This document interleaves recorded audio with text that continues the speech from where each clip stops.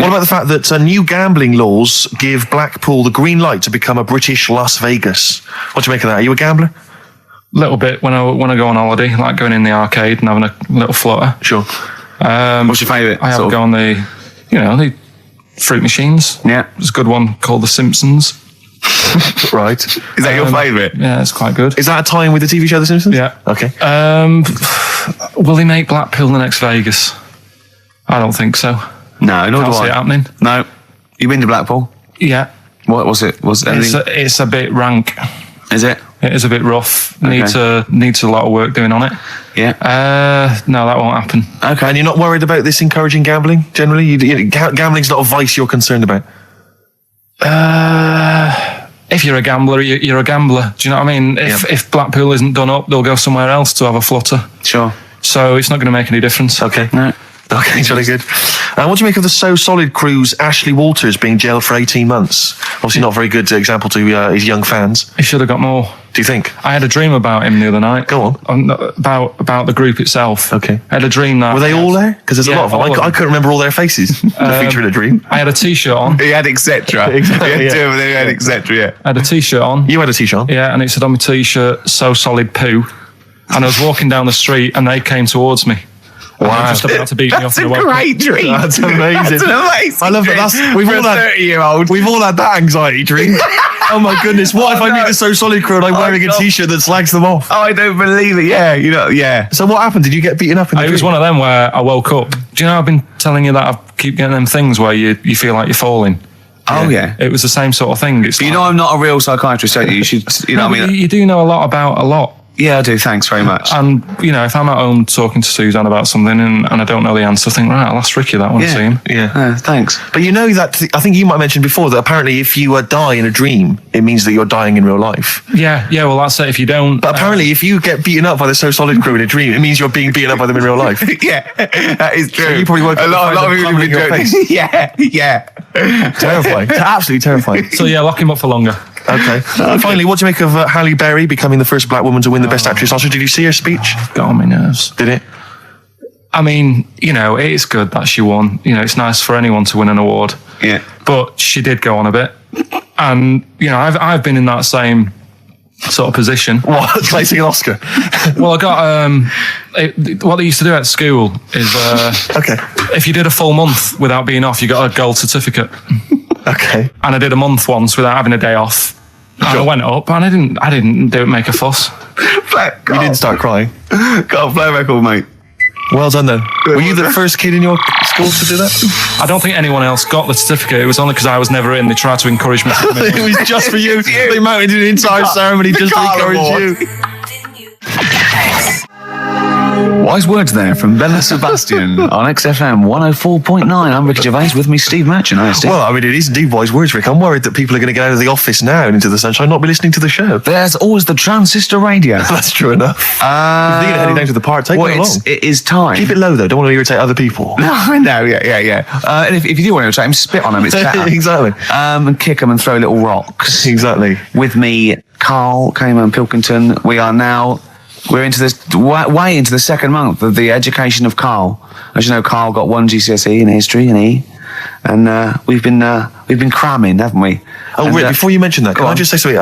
Obviously, we always do this thing with the Sun, White Van Man, where we read this thing out from the Sun and query Karl. And I was out with some friends last night, and my friend Dan always listens to the show, and he said, Karl, I love the bit when you answer the questions in the Sun. Why do you ever know what the questions are before they're asked, or is that your first answer? And Karl said, no, that is it. They don't let me see what the questions are first. They don't show them to me, and I always get really anxious and get really paranoid. And I was just wondering, have you seen the error there, Karl? Have you seen the mistake you've been making? Right? You're worried that you didn't get the questions beforehand, right? What? How could you maybe combat that? Do you think? How could you combat that if you're really nervous? Maybe you wanted to sort of have some views or ideas beforehand. It's your error, isn't it? Do you know what I mean? It's your show. If you want to take a chance with me. No. The point is this: that if you're really worried about it, how could you get hold of those questions in advance? Is there any way you could get hold of those questions in advance? Yeah, but is it always in today's? Is it always in Saturdays? Yes. So they don't do that every day of the week? They do, but I always take it from this Saturdays. Right, well, yeah, I could, but that would cost me money. I'm not on enough as it is working here on a Saturday. Okay. How much is the sun? 30p. Yeah, well. You're not made of money. I understand. Yeah. Actually, it's 40p on a Saturday. I don't know what I was thinking. Well, it's time. Well, Go on. that time, isn't it? Yeah. Play the jingle. Yeah. White van man, Carl. Brilliant. Recorded at great expense, that jingle. Yeah. This is where we just hijack an idea from The Sun, which is White Van Man, where The Sun asks, in this instance, a cabbie by the look of it. Oh no, a fruit and veg shop owner. Ours is slightly different because the Sun sort of like pick on a perfectly normal member of the public. Exactly. So that's where we've got the upper twist. hand. Yeah. And they ask him about the the hot potatoes. This week, Carl, my first question to you, well, your thoughts, please, on the criticism of the BBC over their coverage of the Queen Mum's death.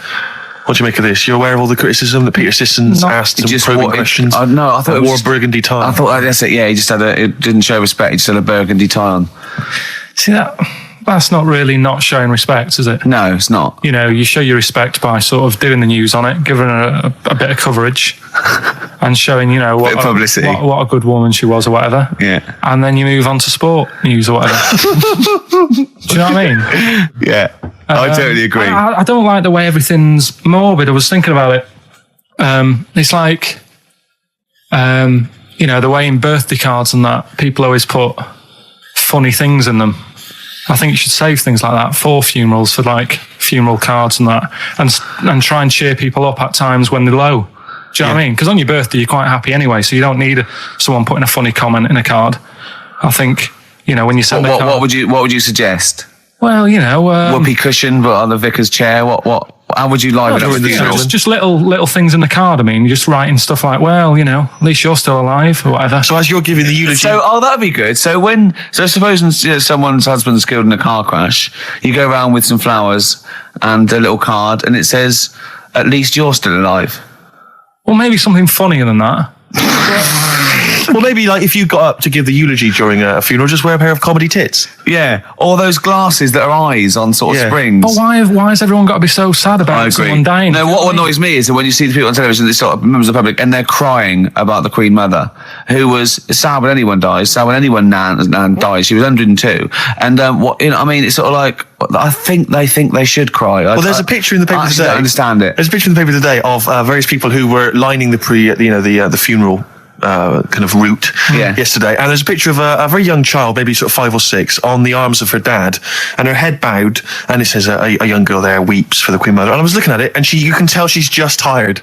She's just tired and bored. It's so transparent that it's not crying. It's most just, what are we cry doing when their here? nan dies? Exactly. It's sort of like. But what is a 5-year-old girl going to be? Why is she going to be crying? The Queen Mum said, I can't believe it. Yeah. Teletubbies? No. The Queen Mum.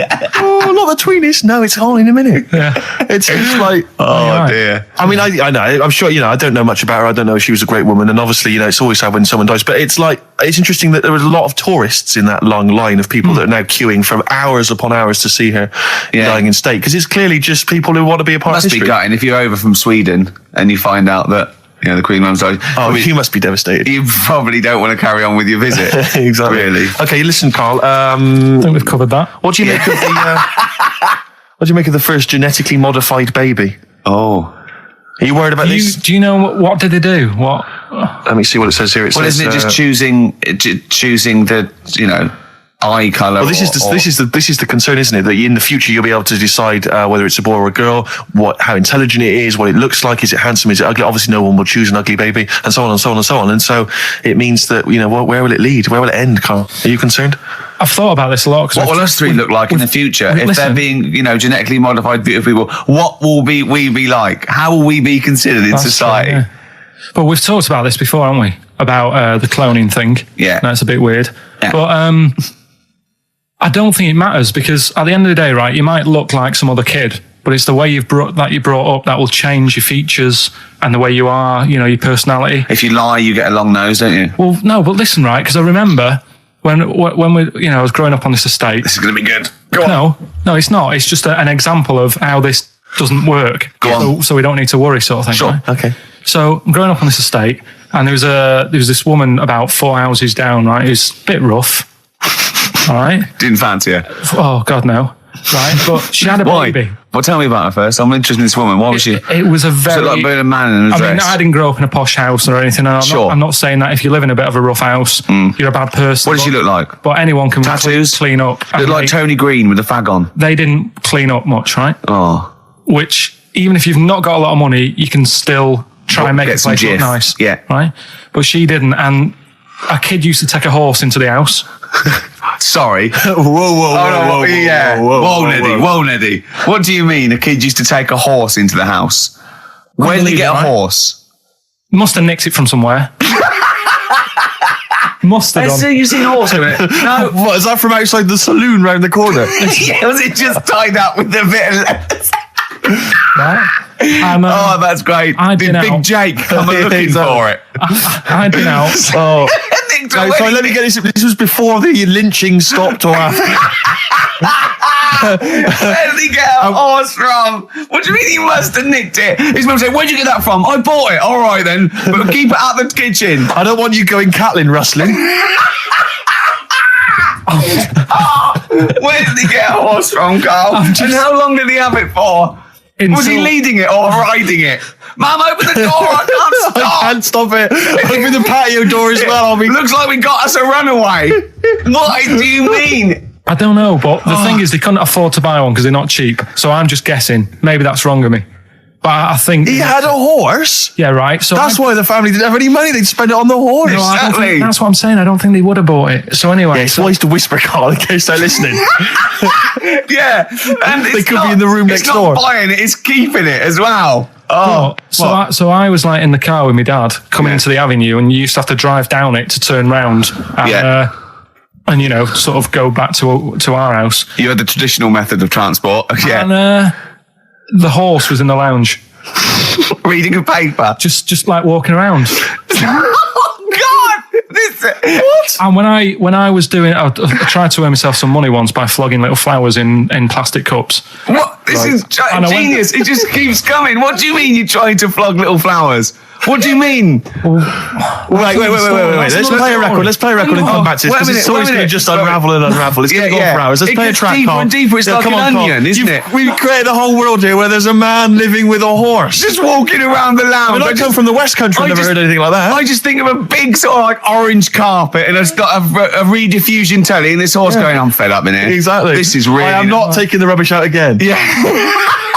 Right, play a record. Let's have Velvet Underground. We've got that lined up. Oh, yeah, the classic from the first album. I'm Waiting for the Man. Let's come back to the horse in a second. Little flowers in pots. What do you mean? Well, that bootleg's going under the name of Nothing, Miss Jackson, I think, by Meats and Poultry. So there you go. I do love these bootleg things because they're so pointless, but they're so enjoyable. Yeah, it's great. It's fun to do. Yeah, exactly. They're really good they're fun. Great. But not as much fun as White Van, Carl. White Van, Carl, absolutely. Do you want to explain the premise? Well, we take the Sun, ask someone else, and ask Carl. It's as simple as that. The Sun have just taken a normal person. We flipped it. We're going to ask Carl the same questions about the week's news. Yeah, just basically your opinions, Carl, as ever. What do you make of, well, obviously the big news, David Beckham's broken foot? Is this a big concern for you? No, I mean, it's sad. You know, it's sadder for him more than anyone, because, you know, to like be in the World Cup is like the main thing for him, isn't it? Yeah. But he's still a young lad, and I don't think he'll give up. I reckon he'll still turn up. He'll be all right. And yeah, good luck to the lad. You know, I like David. I'm not going to slag him off. Voice words. He says that like he knows him, like he's popping round for drinks later. Yeah, like we tried to stitch you up. Go on. But obviously yesterday, was it yesterday? I think maybe Thursday. The Sun printed a big picture of David's foot and encouraged everyone to touch it at midday, because hoping that this would somehow, if we all thought and prayed together, somehow that would help his foot heal. Do you believe in that? No. Any belief in that? No, you're going down the old like Yoragella route, aren't you? Sure. And it's stupid. Yeah. I'm sure. I mean, it's nice effort and everything. It sort of cheers everyone up. Hold on, you believe in ghosts and warlocks and licking toads? Why is that any more stupid than all those things? It's not going to work, is it? All right, fine. It's rubbish. Okay. Okay, what about this then? There's apparently now available £1.5 million apartments available on an exclusive ship which sails around the world. Yeah, it's like What do you make of that? it's a huge thing, and you live on it, and it's. I mean, in theory, How big is it? it's mental. Do you know it's when- like huge a luxury town liner. centre. Do you know how Because- like people said that the Titanic was the biggest ship? Was that only then? They've got Yes. bigger ones now, haven't they? Yeah, A lot bigger. oil tankers are much bigger, and yeah, No, but actual liners are bigger. Yeah. It was the biggest then. Yeah. Because my mum told me that there was one that was that big that it had like rough areas on it.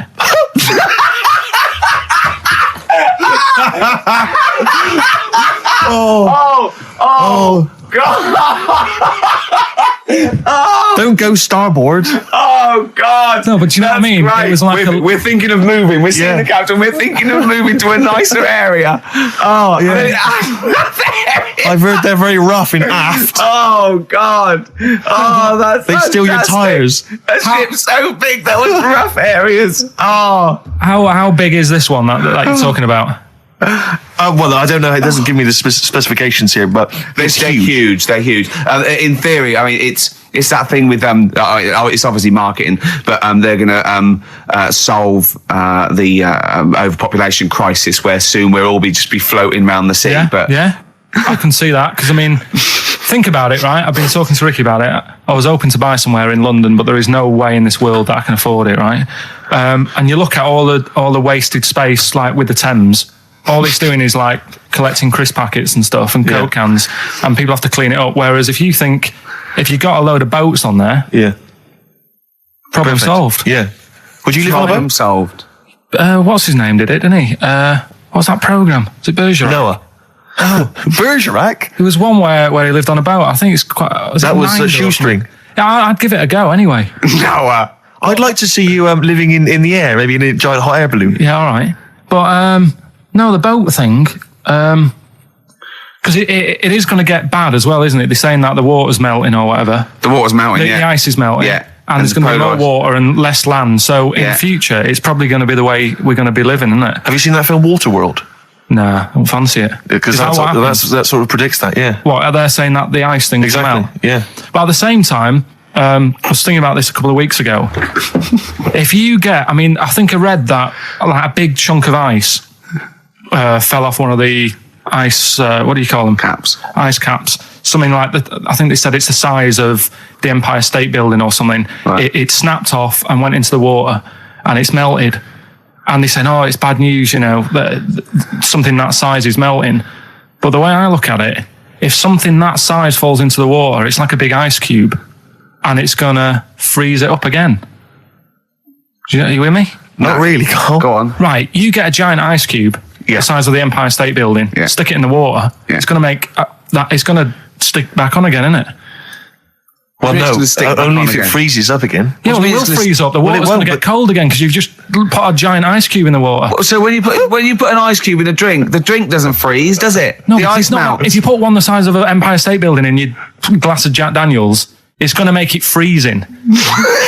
It's not going in a glass of Jack Daniels, it's going in the ocean. I know, but I'm using my fables. Imagine a world. Use your brain instead. Imagine the world. Imagine the sea, Yeah. like the Arctic or whatever, as Yeah. a glass of Jack Daniels. Okay. A big ice cube falls into it. Yeah. It freezes. It melts back on again. So we're all right. I don't know why everyone's worrying. Thank God for that. I was getting panicked. Oh, fine. Do you understand what I'm saying? Yeah, no, you're right. Yeah, that will happen. Should we play some more music and then come back to White Yeah, Van Carl? this is better than ever. This is dynamite this week. Shining, yeah, on XFM 104.9. We're doing White Van Carl. Got another one there? Well, it's just your thoughts really on the Queen Mum's very British send-off that she was given this week. Yeah. What do you make of all those people queuing up to see her? Did you think that was incredible? Right. Well, what we said last week, there was I don't quite understand why there was so many people there who were like getting really upset. Do you know what I mean? Really upset, crying and stuff. And you can lose someone who's like related to you, and you don't cry like that. You sort of sit there and you think back to what you did with them and stuff, and then that's it.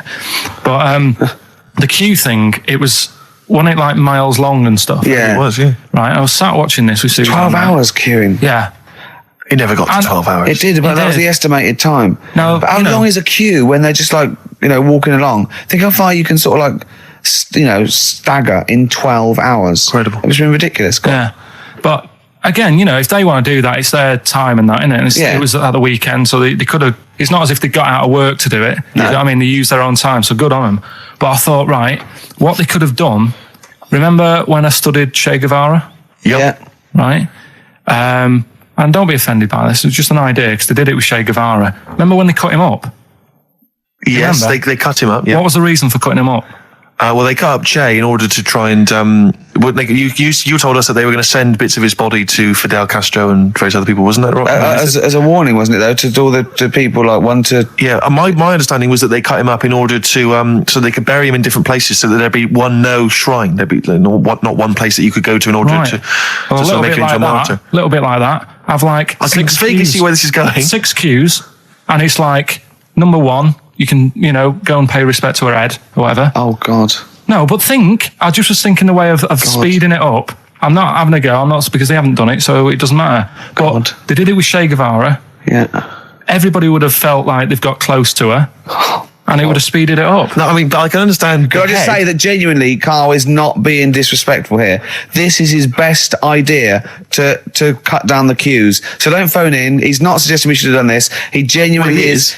But I mean, he's not doing it to be nasty or wacky or he thinks this is a good idea. So can I just throw a thought at Che Guevara, who was like a powerful man who did a lot for the world and what have you. Yeah.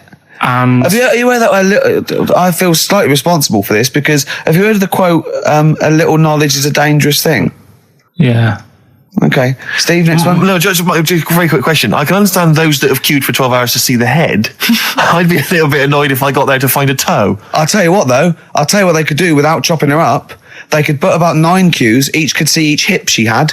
That's true enough. Because she's had about 9 of them. Yeah. So it'd just be, if you want to see the whole body, it's a 12-hour queue. If you just want to see a couple of the hips. Here's another suggestion for you, I just thought, right? What? Instead of everyone queuing to see her, why not put her on a trolley and wheel her past everyone else? Running. So you could have some students on Rag Week and they combine it, like when they're always pushing a bed. They could just run it along the queue. No, that'd be fantastic. That'd be disrespectful. Right, as opposed to the chopping up. So sure. Right. But just an idea. Just I apologise now if anyone's offended. Anyone offended, I'm sorry. But Yeah. Okay, finally, this is more frothy. Liz Hurley lying low apparently at Elton John's house to try and avoid the press now that she's had a child. That's a good place to go to avoid the press. Exactly. Yeah, Elton John's house. Everyone seems to be friends with Elton John. Yeah, Every celebrity's when friends they with. pop into Elton John's house, what is he running some sort But of... it was like when Robbie Williams was a drunkard and a drug addict. He went to Elton John's. Yeah, and who's the other fellow that went there as well? What's someone to recuperate and shoulder to cry on?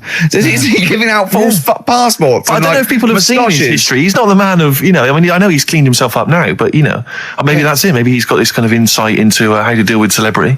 Yeah. What do you think? I think it's just genuine mates with him. I think it's just like a friendly I bloke. think she's been doing too much lying low in the first place. That's part of the problem, isn't it? High five, Karl. That was a genuine joke from Karl there. And he's so proud of himself. Look at his little face. Too much lying low. Oh, that was my but I man, agree Karl. with you. Why can't she just go around to her mum and dad's or something rather than Elton John where everyone's looking? Yeah. Yeah. That's the point, isn't it? Yeah. So that was good, yeah. Very good. Yeah. Right, what music we got? We got Bit of Flaming Lips. Flaming Lips, excellent. There's the classic Race for the Prize. Should have been a big hit, never was, sadly. Okay, we just do White Van Karl then. This is your opinions. You can't be wrong on this, can you? There's no right or wrong answer here. Okay. Right. But so this is where we ask Karl his views on the big news stories of the week. Basically, we've stolen an idea from the Sun newspaper, and So this isn't cruel, this programme, is it? I don't think so. Picking on me. It's not, is it? It's weird because a few people have said, "Oh, you're picking on me." It depends how you look at things, isn't Sure. it? Yeah. But you do like it. We could look at it like it's a laugh, so it's not a problem for us. We like you. You're our favourite. Yeah. I'm going to say thing in the world, but I don't mean that, in a derogatory way. No, I'm cool with it. Yeah? Yeah. Right. Okay. So your views, please, on the fact that attitudes are changing to the possible marriage of Charles and Camilla. Oh, what do you think of that? The roars at the moment, because the recent tragedies are apparently high in the polls, and people are coming around to the idea of Charles and Camilla getting hitched. What's your thought? Whatever, really. I mean, if they're happy with it. The thing that comes out of it most is it just goes to show, right, that there is someone for everyone. Just because, I mean, no disrespect to Camilla, I'm not a good-looking person either, but she isn't a stunner, and yet she's gone and picked up a royal. Right? Yeah. So I think it's good for things like that to happen because it cheers you up. Do you know what I mean? Gives you a bit of hope. Thanks, Carl. So yeah, it's good. You know, if they're happy, if anyone's happy, it's a good story, isn't it? Yeah. You know what I mean? Yeah. You know, he's had a bit of bad luck, and now he's got someone else in his life. So While he's doing this, I'm just doing a list of questions to ask him what he thinks of things in the world. Is that all right? Yeah, no problem. So No problem. Okay, what do you make of? Well, now listen, this may be a non-story, or it may be the biggest story that's about to break. Ulrika Johnson and Sven Goran Eriksson's affair. Are you familiar with this? It's over the papers today. Apparently, Ulrika and Sven are going out, although there appears to be no evidence for this. yeah, I don't even give it time of day. Do you not? Quite right. Well done. Doesn't affect me whatsoever as long as he does his job well. Yep. And what's she doing at the moment? Presenting Dog Eat Dog, I think. Right, you know. As long as she does her job well. As long as they both do their jobs well. Well, yeah, at the end of the day, Yeah. that's going on with a lot of people out in the world, isn't it? Do you know what I mean? Just because he's an England boss, as long as, you know, we win the games and that, he's doing his job. If she's, you know, gets a dog winning a prize or whatever. No. Okay. It's not worth it. Go on. Do you know what I mean? Yeah. So, Dog winning a prize. I haven't seen Dog Eat Dog. What's it Okay. about? It's all right. Right, Go on. so that's it. Yeah, it doesn't matter. Okay, what about this then? Are you disappointed by the nation that a third of us are apparently unaware of St. George's Day? 23rd. Is St. George's Day the one with the snakes that we've talked about? No, that's... Are you one of that third, do you think? St. George is the patron saint of England who killed the dragon. Yeah, I mean, there's too many of these days, isn't there? That's the problem. If you make it a bit more special, like Christmas, so you buy presents and that for each other, then people will remember it. But there's so many of these days with Easter and Pancake Tuesday and all that. So it's not surprising. I think as time goes on, we'll find that a lot of these days will just disappear because, you know, people are busy. There'll be new ones, won't there? I don't know. People There'll are be that like busy. Gareth Gates Day in 50 years' time. It's just weird. I mean, I remember being a kid, right? Going out on a Sunday and shops would be shut because it was like, you know, the day of rest and all that. People don't care now. It's like, well, we can make some more money. We'll open the shops. Yeah. Do you know what I mean? Is that a good or a bad thing, Carl? It's good because I remember I used to have to get up early to go and get some bread if we didn't have any in. Because the shop would only be open for a couple of hours in the morning. Yeah. Whereas now I'd be able to. Yeah, I lie remember in. that. I remember that. Shops and you couldn't get aspirin and stuff, Exactly. certain things. Nightmare on a Sunday afternoon. Yeah. So- that's right. Yeah, and pubs didn't open till 12. Do you remember space operas? Yeah. Shut up. Can I ask you something? Go on. Okay, I've got a little list of things. What do you think of like those pug dogs that are bred and they can hardly breathe? Evil. Yeah. What do you think of gays? They're all right. Do you know what I mean? Just like straight people, you get bad ones, you get good ones. Exactly. Right? We've learned a lesson today, haven't we? Absolutely. Let's play a record. Yeah. What do you fancy? A bit of Radiohead? Yeah. You don't mind, though, if people think we're gay, for instance, when we go to the BAFTAs No, tomorrow? that's terrible. I don't want that happening. Why? Hey? Why? Because I'm not. That'd be a lie. I don't like lying. If I was, I'd say I was gay, Yeah. but I'm not. We'll say you were. Just pretend. We won't get in otherwise. No. Just a little kiss and a cuddle. Say I'm a bit gay. No. I'm not gay. Right. White Van Carl. White Van Carl. Yeah, this is where we steal the White Van Man column from The Sun and basically fire those questions at Carl, getting his opinions on the week's news. Okay, Carl. Let me see. Okay, what do you make of this? The average woman, apparently, takes 27 minutes to get ready to go out. Did you know that? Is it? Are they saying that's a good thing or? No, they're saying that the bare minimum it takes. No, this is what they surely. said. No. But I remember reading. I'm sure they said that it takes them 27 minutes to get ready to go out at the very least. I think it's not that bad if it's for a night out. I mean, 30 minutes is all right. If it's going to get to 20 woodbines. But, yeah, or, you know, if the house is on fire and it's like, quick, Yeah. get ready and get out. I don't think it's in a fire, no. I think, yeah, go on. I think 20, that's 27 minutes. I'd take about 27 I minutes. can take up to that. But do they include the getting up, having a bath? All Doesn't that? give me any more details. No? 27 Well, minutes. it's difficult to go by. Difficult to go on that one, isn't it? How long does Suzanne take to go out of the house? Depends, like I say, if we're just nipping out shopping, The old flip flops and trackies on. yeah. But if you're going out for the night, it takes a bit longer, doesn't it? Yeah. Yeah, you got wire in the track is. yeah. Okay. Okay. No, really don't know what the ins and outs of this story are. Is Van Goren Eriksson sticking with Nancy rather than Ulrika? Was his wife and not his girlfriend? Yeah, I don't know if this story's true. No one seems to have offered any evidence for it. Anyway, everyone remained silent. It's rubbish. And okay, what do you make of this? David Beckham apparently was driving despite having an injured foot, and just further threatening his World Cup chances. And obviously, you're a big football fan. Well, I'm not that big. I like the odd game. Sure. Would that hurt him? Would that hurt his foot? It can be good. Is it in a plaster? It's not a big cast. Sure, it's better to drive than it is to walk on it. Good point. Fair enough. Yeah. Go on. Can't argue with Can't that. get the bus, can he? Okay, and what do you make of this fascist leader who's having a lot of success in the French presidential elections? What's he doing? Have you not come across this story? No. Right. This is one of the big political stories. He's got far right that got nearly 20%. He's a far-right fascist leader, and he's having considerable success in the French elections. I don't think we should be asking Carl questions like this. Not something you've got to I'm getting scared. There's all sorts of bad stuff going on in the world that we don't know about. Yeah. But we know about this. Yeah, but you're better off not knowing because there's nothing I can do about it. You're absolutely right, Carl. Fair enough. I can't argue with that. Oh, God, man that's alive. fantastic. That is brilliant. White van. Yeah, White Van Carl. I mean, for those that don't know, we do this. We ask Carl the questions that the Sun asked someone else. That's right. The Sun every day asks some, average Joe his views on the week's big stories. Carl, let me ask you now. What do you make of Prince Harry smoking openly at a polo club? Are you aware of this story? No. Was it? Go on. Prince Harry, you know that he's one of the royals, Yeah. and he was seen smoking openly a fag, a cigarette, a polo. Third in line to the throne. Something like that, yeah. Imagine that. Someone smoking a cigarette was third in line to the throne. A cigarette, Carl. Is it a non-smoking polo club? Do you know, I don't know, but if it were, would that make things even worse for you? Well, No, yeah. seriously, what do you make of it? This is the whole, the furore is he's a role model, he's a royal. Should he be seen puffing away in a public place? I don't think it matters, does it? Not a concern for you? How old is he? Is he old enough to smoke? I think he probably is, yeah. Right, yeah. Well, I think the trouble with this role model thing, with anything that's legal, it should either be illegal or not. Yeah. I just don't think you can impose things like that, because you could say that it is bad for you, and it is bad to start smoking, and it really is bad for you. It causes cancer and everything. Everyone knows that, don't they? Well, yeah, but you should either make it illegal or shut up about it. Sorry, this is Carl you're asking, isn't it? I am indeed. Sorry, So we can throw these questions your way as well if you fancy. Sorry, yeah. It doesn't matter. But Carl, what are your views generally? I mean, it's obviously cigarettes are perfectly legal and so on, but what about stronger narcotics? Because I know you're very scared of drugs and stuff, aren't you? I'm not a fan. I don't No, what's your concern? What's your worry? Just that you might get into them. It's like you might have them and go, oh, this is all right. Exactly, Carl. Exactly. Although I was talking to you about it earlier, and you weren't very sympathetic about a lot of young people who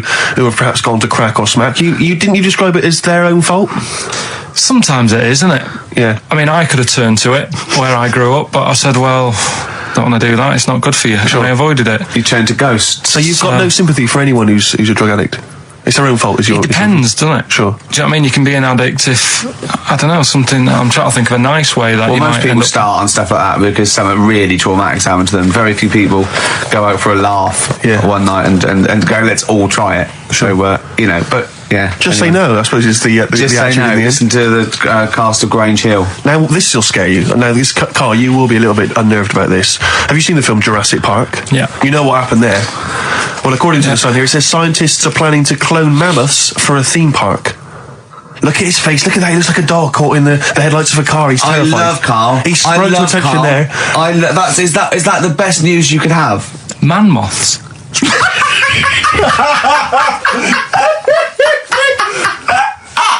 Right, Yeah, man moths. I Man love moths. the fact that that's why he was so excited that they bred a man moth. What is this? Yeah, it's a human being that hides in your wardrobe and eats an entire jacket in a day. Yeah. What do you mean, man moths? Mammoths. Mammoth, the big hairy you heard cow of a from the mammoth? Ice Age. I mean, Right. elephant. You're not so excited about that, then?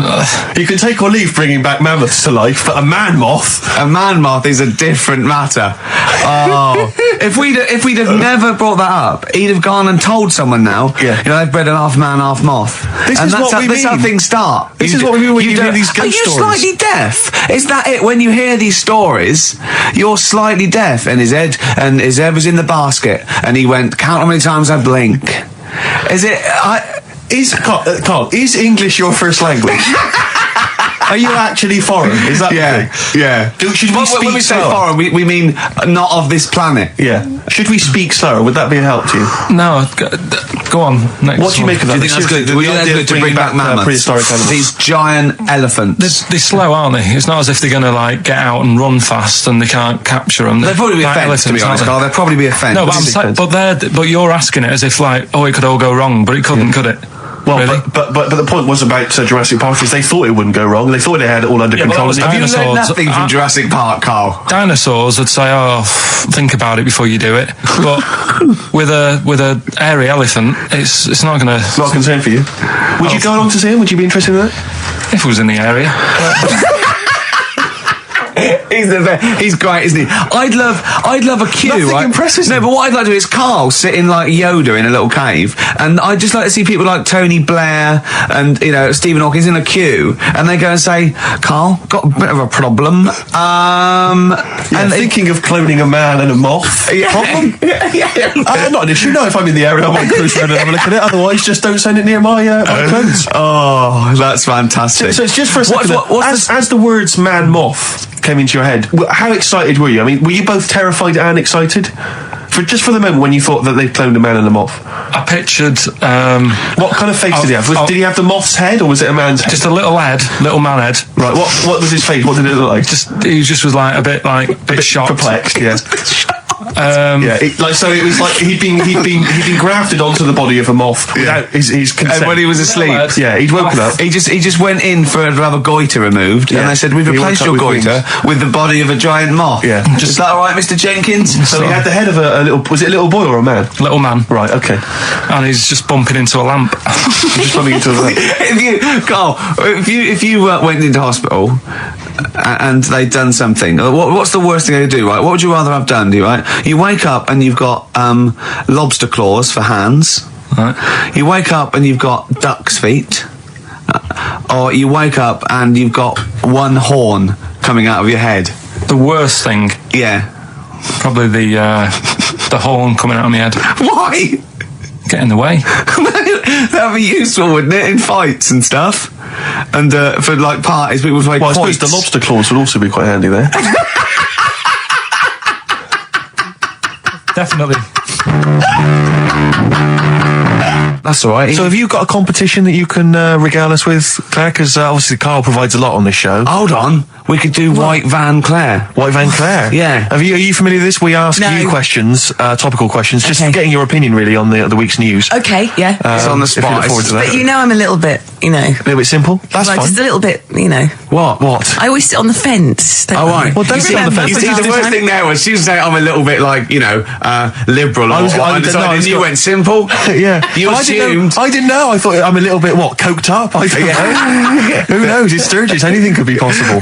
But the other thing is with Carl, we didn't know how good value Carl was until we asked him sort of intelligent questions. True enough. Yeah. Because he looks quite intelligent. Well, this is it. I mean, I don't think we've probed you enough. We don't know what your views are on a lot of things. Enough, but we don't know what your views are. That's what I'm saying. We don't know where you stand. I mean, don't sit on the fence. This is the new Claire Sturgis. Okay. Yeah. Okay. All right. We're going to delve deep, find a personality in there, Claire. Let's go back to the old days. How about a bit of the Smiths? That was beautiful, Rick. Listen, we haven't done it for a while. White Van Man. I thought there's some interesting questions raised today, and I think it might be nice to throw them Carl's I think we set Carl up again in the last hour as a person that people want to know his opinions on the world. If you're not familiar with it, on Saturdays, the Sun newspaper asks a typical white van driver questions his opinions on the week's news, and we thought we'd throw these in the direction of Carl. And then what do you make of this teenage thug, Carl, Mickey Carroll, who spent 4 months in jail and he's won 9.7 million on the lottery? Is that justice when you think of all the good people that are going hungry? And there's a lad there and he's won. Did he buy the ticket before he went in? No, I think he bought it once he'd come out. So he's done his time. He's done his time. fair enough then. He's been punished. Yeah. Right? He's bought a ticket. He's had a lot of bad luck. Mm-hmm. Now he's having a bit of good luck. Right, next one. Are you concerned that now he's got all that money, he could turn into like a sort of mastermind villain? You know, like a James Bond style villain? He's got a criminal streak, we know that. Is that a concern for you? Well, we imagine don't. that he could build some kind of underwater fortress. We don't. With my lawyer's hat on, we don't know that. Yeah, well. Well, he'd have to prove that he didn't have a criminal streak. I'd say you've been in jail for 4 months. Yeah, sometimes people are bad because they haven't got any money, so he might be an angel of gold now. Or whatever it is. 1 in 5 children aged between 11 and 16 go on booze binge sessions at least once a week. That's terrifying news, isn't it? Kids, they know too much now. Yeah. You despair. I know, right? Yeah. Listen to this one, right? Go on. My dad had me niece in the car, right, running her to school one day, and she was in the back of the car with a mate, and they were chatting away about stuff like kids do. And he got onto the topic of one of the mates who they said, I mean, you've got to remember, my niece, this point, was probably about 5 or 6, something like that, right? In the back of the car, talking about My Little Pony, whatever it is they play with. Subject changed. That Lisa in our class, she's a lesbian, isn't she? Right. That's what they were talking about. Yeah. Chatting away about it. Just openly talking about lesbianism. And probably, this is the topic that they're talking about in the pub when they're having out drinking. Yeah, but they might have thought a lesbian was a funny word or something. You don't necessarily know the ins and outs of it, do they? It's weird though, isn't it? Because when I was younger at school, you didn't you swore a little bit, but it wasn't like major swear words, and you sort of did a little bit of nicking, but nothing like they get up to now. I mean, my girlfriend, when she was about 7 or 8, she was walking to school with her mum, and she called her a C-U-N. Right? You are joking. No, she said, because she thought it was she said she thought it was a big furry animal. So she was being nice, and where'd you hear that? Where'd you hear that? Just heard it at school. So they might not know what it means. Well, I tell you, I'm gonna have to use kind of euphemisms here to tell this story. But when I was at school, I learned, the stronger version. It's not the same word, but it's very similar with one letter changed. I'm going to use twit. Yeah. You know the word I'm thinking of. Yeah. But I'm going to use the word twit to replace it, right? And I went round. Do you think that's twat? Yeah. All right. That's what I'm thinking of. And so can I say it? Am I allowed to say it? No, it's weird though, because some people from Cornwall use that like saying twit. So if people listen in Cornwall, do you know what a twit is? A pregnant goldfish. Well, I learned the stronger version of twit. Yeah. Twat. For those that aren't sure. I learned this in school when I was like 10 or whatever, and I didn't know what it meant. I thought it was just a stronger version of twit. Yeah. I thought it was just if you were really annoyed with someone because they were a real twit. Because I is worse than I. Exactly, apparently. So, Carl would be a twit. And so I started using this at home because I didn't realise what it meant. I started using this at home. Oh, you twit, you're a twit. And saying it to my dad, you're a twit, but not saying twit. Yeah. And my dad didn't know what it meant either. That's great. I couldn't believe. So he started using it as well, right? So then we'd be driving in the car. He'd be saying to my mum, "You stupid." Say this to my mum, "You don't pull over. You're going to bum it, you twat." Saying this. Then I learned at school from Mark Johnson what it really meant. Yeah. Stopped using it. Obviously, finding out it was quite an offensive word. Yeah. I didn't want to bring it up to my dad. I didn't want to sit my dad down and say, "Dad, you know that word we've been saying? Yeah. You know what it means?"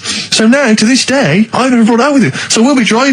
I go home for Christmas, we'll be driving around, he'll be calling my mum that word. Left, right and centre. I think she knows. I think she's just embarrassed. Or she's just upset and she knows what it means. She goes, "Why does he keep calling me this terrible word?"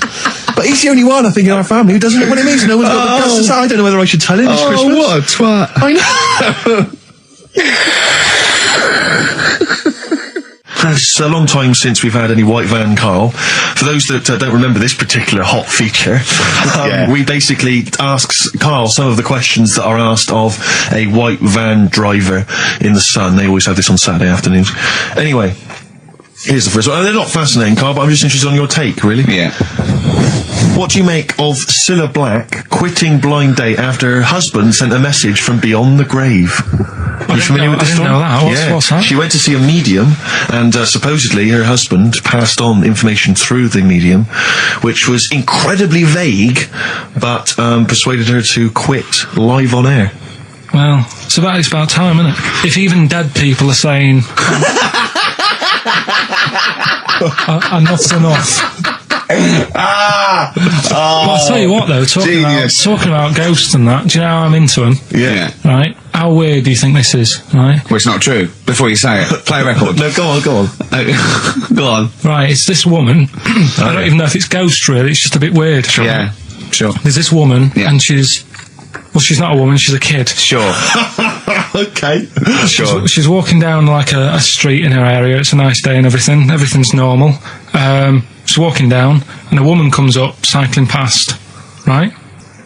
The woman on the bike looks at the kid, absolutely terrified, right? Got a really scary face on her. Yeah. The kid's thinking, why is she doing that? Yeah. Right? So anyway, she thinks nothing of it, goes, I think she was playing in the park or whatever, goes and has a nice day. About 15 years later... Oh, right, yeah. She's, I don't know, I think she was going to work, right, on a bike. She was riding her own bike. Riding her own bike, cycling down the road. Oh, yeah. Looks at the kid. That's the thing that happened, like, 15, 20 years ago. Right. It's her on the bike looking at her as a kid. Not another child. No. So it's her, she's seen herself. Carl? I mean, I don't know where to start. Firstly, where's this information come from? But I mean, why do you ever... I don't know what part of that you think can be true. I mean, honest, I'm speechless. I don't know what to say. What are you talking about? Bit weird, though, isn't it? But it's not true. It didn't happen. Nothing happened like that. She said it did. Well, she's wrong. She said she saw herself. She saw herself as a kid, didn't she? Did she carry on riding and as an adult when she was a kid. Did she stop and talk to herself, or did she ride on by and think, that's a bit weird, there's me as an 8-year-old. I won't stop, I'll be late for work. Yeah, if I'm late again, the boss said he'd be in trouble. Yeah. Well, and where is this information? Did it happen to someone you know? No. You overheard it on the bus? No, it was in the 14 Times. Oh, right. Well, that's the answer. Good. We've got to the bottom of that. Right, good. Brilliant. Now, what do you make of David Blunkett accusing gangster rappers of making kids believe guns are cool? It's a hot topic there, Carl, and I imagine you've got some strong opinions. He's saying what? He is saying, basically, that all this rap music is advocating gun use and violence against people, and he's very worried about it. Nah. Okay. All right. Next one. Have you thought about going into politics? Because I'll tell you this, they wouldn't be able to argue with you, really, in the Houses of Parliament. Where would they start?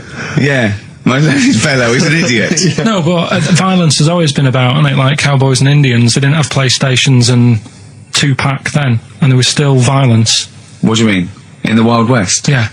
Do you know what I mean? So you can't really blame it on stuff. It'll always happen. That's the world, and it's made up of different types and that.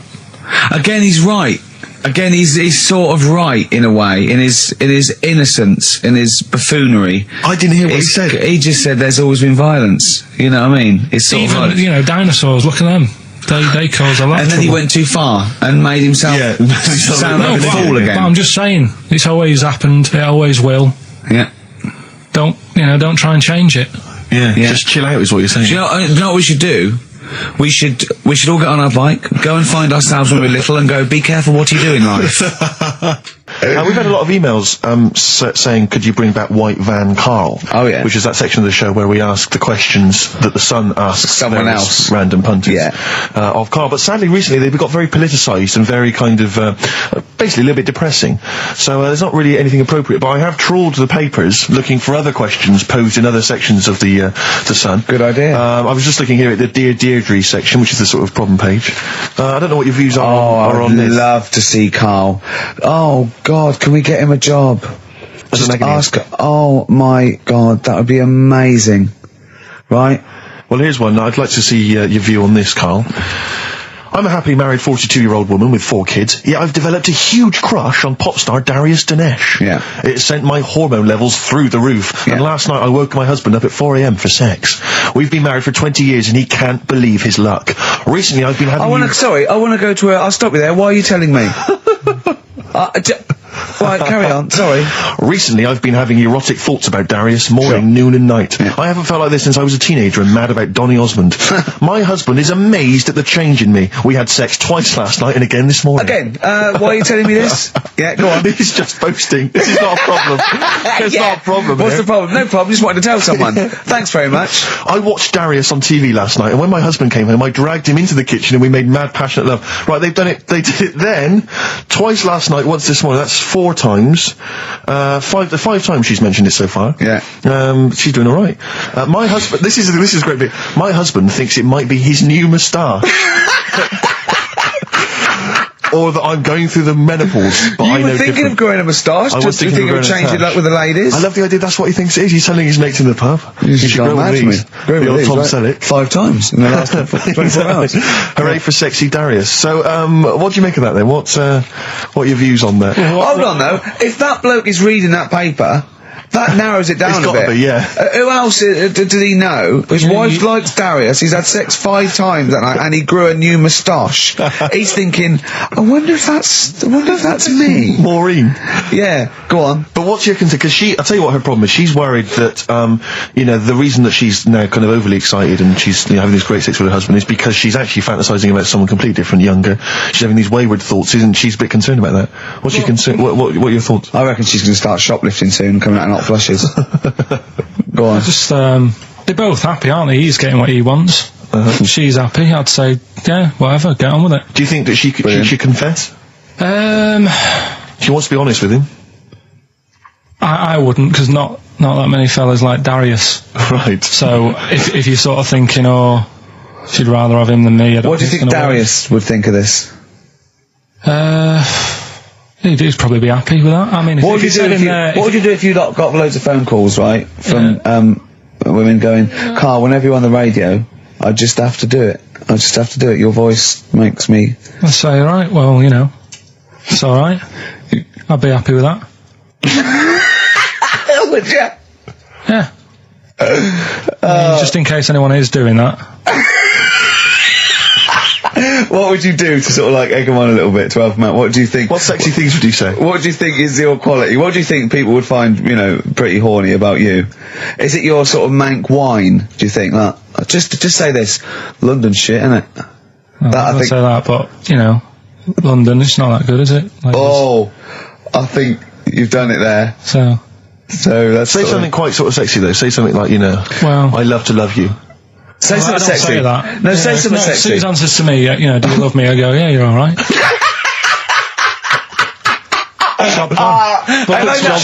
I know that's true. Yeah. I know that's true. That's brilliant. But because one of the things that Deirdre says is that she's wondering if this marriage is going a little bit stale and needs to be freshened up. They need to give a new spice, a new spin to the marriage. What would you do? What advice would you give to spice up, something that they've been married for quite some time? Get Darius, all Darius things, get David Snedden's new video on the telly. What do you reckon though, Carl? Just treat them. Do you know what I mean? Just surprise them now and again with stuff. That's what I do. It's what you've got those condoms, didn't you, that you got 2 for 1 off? Hang on, what? You've never done that? What? You've surprised Suzanne with what? I've You stood behind a door and shouted at her when she comes in. Don't drop the jelly! just the usual stuff. There was some free chocolate delivered to work the other day. I took her a bit of that home. Nice of you, that's really thoughtful. She didn't like dark chocolate, but I said, well, it's a thought. So, I had it. But, you often benefit from any gift that you give her. The chocolate, the meal, the condoms. There's always something in it for you. Yeah, there is. I love the idea. She's got bored with a Christmas present now, though. What, the condoms? Yeah. Or the food that she ate. Oh, the condoms. Right. Yeah, she's got tired of filling them with water, throwing them at the passing kids, or putting them on her head and inflating them. I love the idea of asking problems. What do you think of erectile problems? That Pele advert, he goes, be careful, we haven't got erectile problems, call this number. What would you do if you're impotent? What would you do? What's the advertising? Just saying, like, if you can't, I haven't seen that. Yeah. Why have they got him doing it? Wow. Well, he used to be able to keep it up for hours, the ball, and Yeah. What would you do if you... To advertise that? No, if you suddenly couldn't get, what would you do? I don't think it'd bother me now. I know, you're 30! You're talking like you're an 80-year-old. Yeah, but do you know what I mean? You sort of been there, done that now. It's like the boxing and the dancing that I did. It was good as a kid, and now it's like, take it or leave it. It's a roasted Deirdre. 104.9 XFM. You alright? This is Karl, producer of Ricky Gervais and Steve Merchant. They're not about today. Ricky's on holiday. Steve couldn't be bothered. So I'm left here with all the DATs. That's a digital audio tape of all the shows they've done since they've been here over the last, I don't know, year and a half or something. So we'll play you some of the best bits. Alright, so here's the first bit. Exactly. Karl you had to go to one of those well clinics, didn't you? No, I haven't gone. Why? Because I'm not happy with it. What? I'm not happy with the whole... Well, it's just... Do people know what them places are? They'll give you a whole... Have you heard of them? Yeah, I've had one, yeah. They check everything. Which, you know, Suzanne, my girlfriend, was like, you know, you're 30 odd now. When was the last time you went to the doctors? And I haven't been for ages because I don't... No, I never go. I never go. Unless I think I'm honestly going to die there in agony. Think they can always find something. Jane made me go to one of those things, those boot things where they do it's couple £100 and they give you a complete head to toe, don't they? But head to bottom is what it is. They do the old finger up the arse thing. Now, what is that testing for? Well, I like that he said it quietly, because he's on the radio. You can't say arse. Yeah. I say it quietly. Say it quietly. Yeah. Arse. Yeah, arse. That's what our mistake was, because we got a complaint upheld, didn't we, for saying... And I'm talking about a male chicken here, which is a cock, as you know. Yeah, and we said that word, right? So if we'd have gone, cock, we'd have probably gotten away with it. You can get away with murder. If you just whisper it. So go on then, yeah, so... I'm not going because I'm not having that done. I don't understand what they're going to find up there. That's your head. No, but why can't you just? I mean, it's the heart that I worry about the most. Do you mean that in a kind of romantic sense? No, I mean like, you know, if they have to have a long finger, wouldn't they, to check that out? They go, "It's something wrong with your left ventricle." Yeah. Now, this thing about the doctors, they hold your testicles and they make you cough. Yeah, they don't hold the testicles anymore. They just put it sort of like by the side of them. And what's that testing for? I don't know. I think it's something to do with if you got something wrong with your diaphragm or something like that. You can't do it when they press there. I don't know. It shows them something. So it's not doctors having a quick feel. Right, so you can. well, that's good, because do you remember when Karl said he's going to die of cancer? And I said, why? He said, I don't check my balls. I said, why? He said, I don't like the feel. So they feel it for you. They feel them for you, and you can just relax, shut your eyes, and think of England. But don't mess with them. What do you mean? You can do more damage messing about with them. Just leave them. And it's two anyway. You can afford to lose one. Yeah, I don't think that's the point. I think the point is it sort of spreads, doesn't it? You know, you've got to check the... I mean, I'm not saying, you know, if don't do it, because they spend a lot of money saying to people, you know, have a quick feel if you've got the time, what have you. But I don't worry about it. Leave it alone. Why, out of interest, why do doctors stick fingers up your arse? Check the prostate. Check the prostate? Yeah, because if it's swollen, it could lead to all sorts of problems. Again, they're not having a laugh, Karl. They're not going, hang on, look at this bald little mank fella. But there's no nice way. I'll feel his balls, stick a finger up his arse and send him home. 300 quid, please, on you go. What about me art? It's fine. And they're all laughing. Roger, Jeff, stand behind that two-way mirror. yeah. What's this? I'm not going anyway. So. Really? You're not going because you don't want... No, I'm not happy with that. It doesn't even matter. It's not the fact he's a stranger. If it was someone who I knew, it'd be just as bad. Imagine that at a dinner party. Oh God. Oh look, hello, Roger and Selena. Do you mind, Roger? Do you mind? Would you allow any of the celebrity doctors to do it though? Dr. Dre, any of those? Doctor Who. I just don't understand in this day and age. Would you allow Christopher Eccleston to stick his big northern finger up? Do you got a song on anyway? In the week, I called Karl up. I said, "How are you, mate? You're not too bad." Now, as you know, his girlfriend's been away for ages, hasn't she? Covering the World Cup, the African Nations Cup. She's a sports journalist. Well, yeah.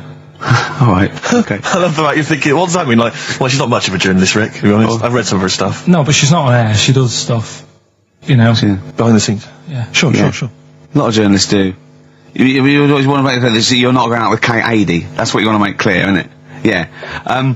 Now, so she'd seen none of the meteoric rise of Karl as a broadcaster. She's been away for the whole time a since you've sort of become a wit. Yeah. A cult figure, to be honest. And he hadn't told her this, so apparently he went home and she was sitting there, looking a bit grumpy, went, alright, so yeah. She went, should we go out then? She went, I'm not sure I want to go out with an idiot. Right? Oh no! Yeah.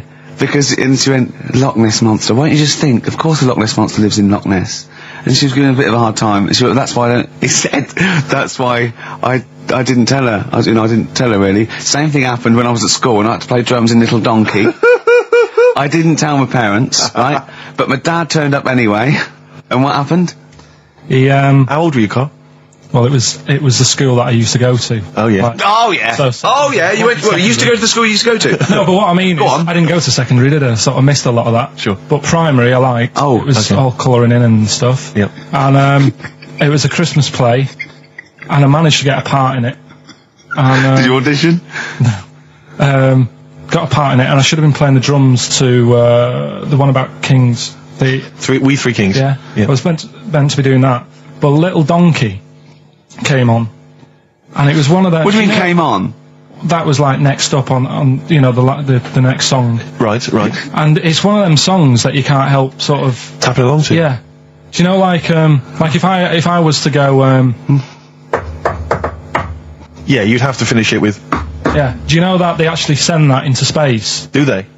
And What, hoping that aliens will respond with that? yeah, they do that because apparently it is one of them things that you can't help. What, even if you're an alien life form? Yeah. They know that, do they? But anyway, What, because they watch Star Trek or something? Hello. Knock knock. Yeah. seriously, Is it true, like, if you send out knock knock into space, yeah, they have to say Oggy.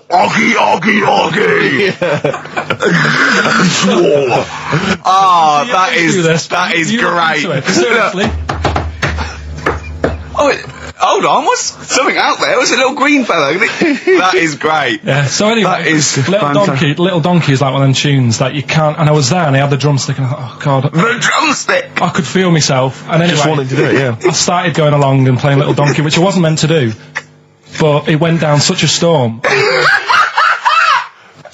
What, were there people like parents and that dozing off, and then suddenly they heard your version of Little Donkey, and they thought, wait a minute, now it's really picking up. What do you mean? I'm glad we paid £1.50 for this. What do you mean it went down such a storm? I'm going, hold on, was it like when People have Ringo... lighters in the air. It was like when Ringo joined the Beatles, now going, boo, Pete Best, but he went... Yeah, And I went, whoa! Oh, God. But the teacher just said, oh, it went down really well, you can do that again tonight, Right. when you're in it again. But anyway, so my dad was there, And you hadn't told him about this performance, so No, he I just never turned did. up off his own back. I never took the letters home and stuff to No. show my mum and dad because it just put me off. So anyway, he turned up. Don't know why. He must have heard from someone else's dad. Yeah. He turned up and he swore about me, which Did he? I don't. Could you use a word It's allowed that's... to be said. The word, Of course it is. right? If you got a kid in the car or anything, you can turn it down now. Yeah. Right? But he said. There was a guy stood next to him with a camera, big video camera, filming it, and he said, "Yeah, film it, but try and avoid getting the twat in the hat in the shot, because I had one of those porters, the little round pork pie hats on. Right. This is so sad. What, was this a nativity play?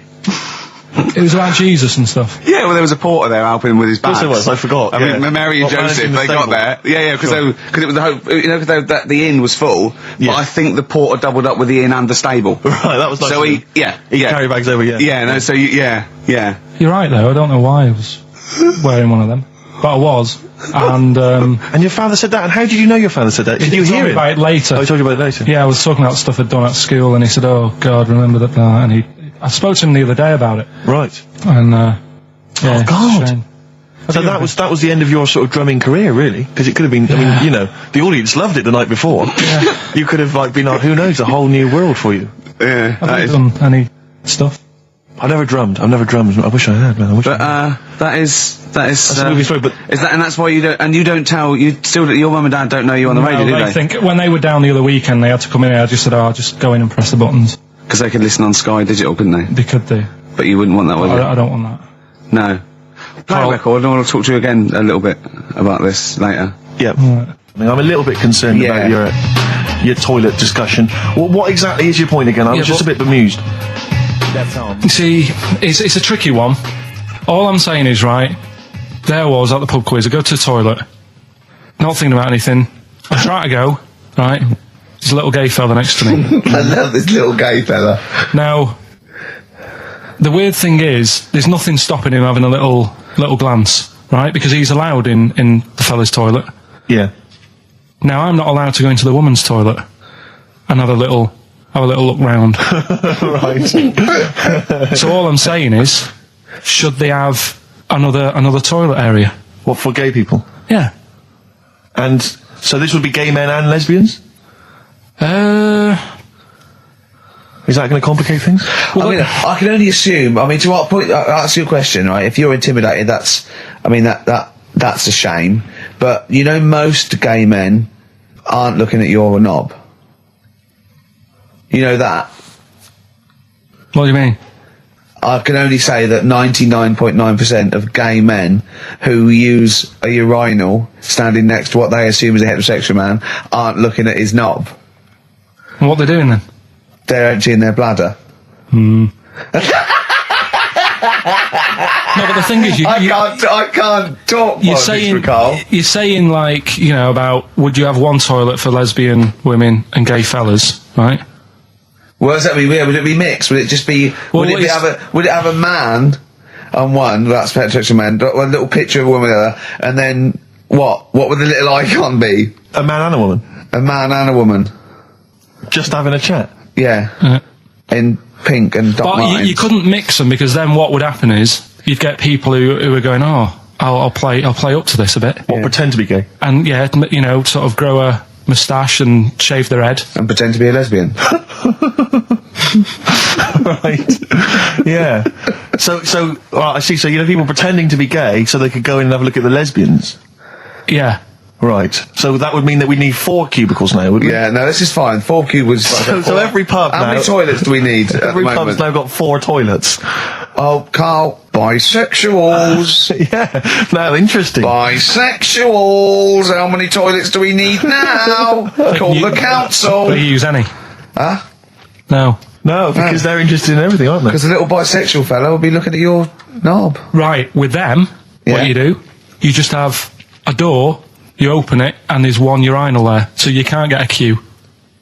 They have to sort of wait. I just thought that, well, why can't there just be a thing between the urinals? So no one can look at anyone else's knob. Wait a minute. Just to go back to Ricky's point, what stops, even if we've got the toilet for gay men, what stops the gay men who want to have a look at your willy going in the regular toilet and pretending that they're straight? Most men don't wear gay across their No, head. exactly. They don't have a tattoo. There's no branding yet in the British house where they have to declare. So we're going to have to expand this. What So we've do all you- got to carry identity Do you know cards. you can see a gay, can you? Coming a mile off. No? No, I'll just hold it in next time. No. Can you tell gay men? Do you know a gay man? I'd say probably if you did if you lined some people up and said point them out, I reckon I'd get. But hold on, we're not talking about people dressed in leather with the arse cut out and an handlebar moustache. Yeah. We're talking about the everyday, No, non-seen. of course. Yeah, but I mean, suppose I put you in a room and there was 10 naked men, right? Yeah. And there's 5 gay men and 5 hetero. Could you walk along that line looking at those gay... Am I naked? No, you don't have to be naked. Why would you have to be naked? To catch them out. Play a record! How would you catch them out? No, don't go into it. Don't go into it. Play a record. You're listening to the best of, basically, Karl Pilkington. What should we do next? It's too much. Do we need them out of the way? Do we need them out of the way? Yeah, just Let's explain it again. if you're new, I'm sort of on a bit of a mission to find out. You know, we've got a lot of animals and insects in the world and stuff. Yeah. Do we need them all? It still amuses me. So we've found out we've got to keep jellyfish. We've done octopus. Just said we've got to keep them. This week, snails. Do we need them?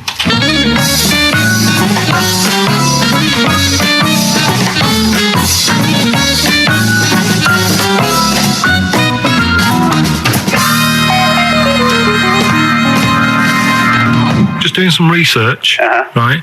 I'm sort of working my way through different creatures and insects and stuff that's on the planet, Yeah. right? And finding out if we need them or not, right? Yeah. Do you know much about snails? Well, sea snails. Well, yeah. Snails in general. I don't know much about snails, land snails. I know a bit about sea snails, like whelks, top shells, that sort of thing. Would you say they're important? What sort of sense do you mean by important?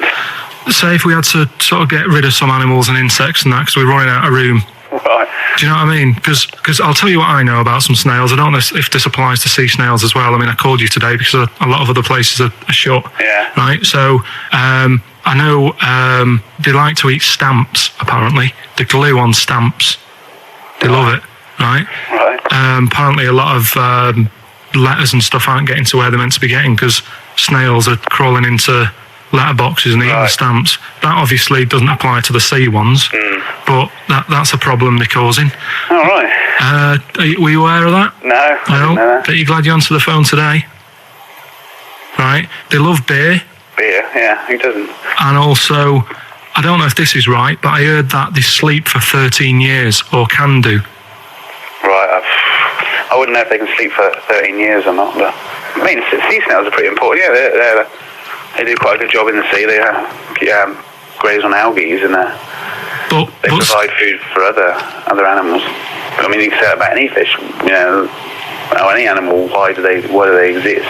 Would you be upset if someone said we're getting rid of them? Oh yeah. You would be. They're an animal. I wouldn't.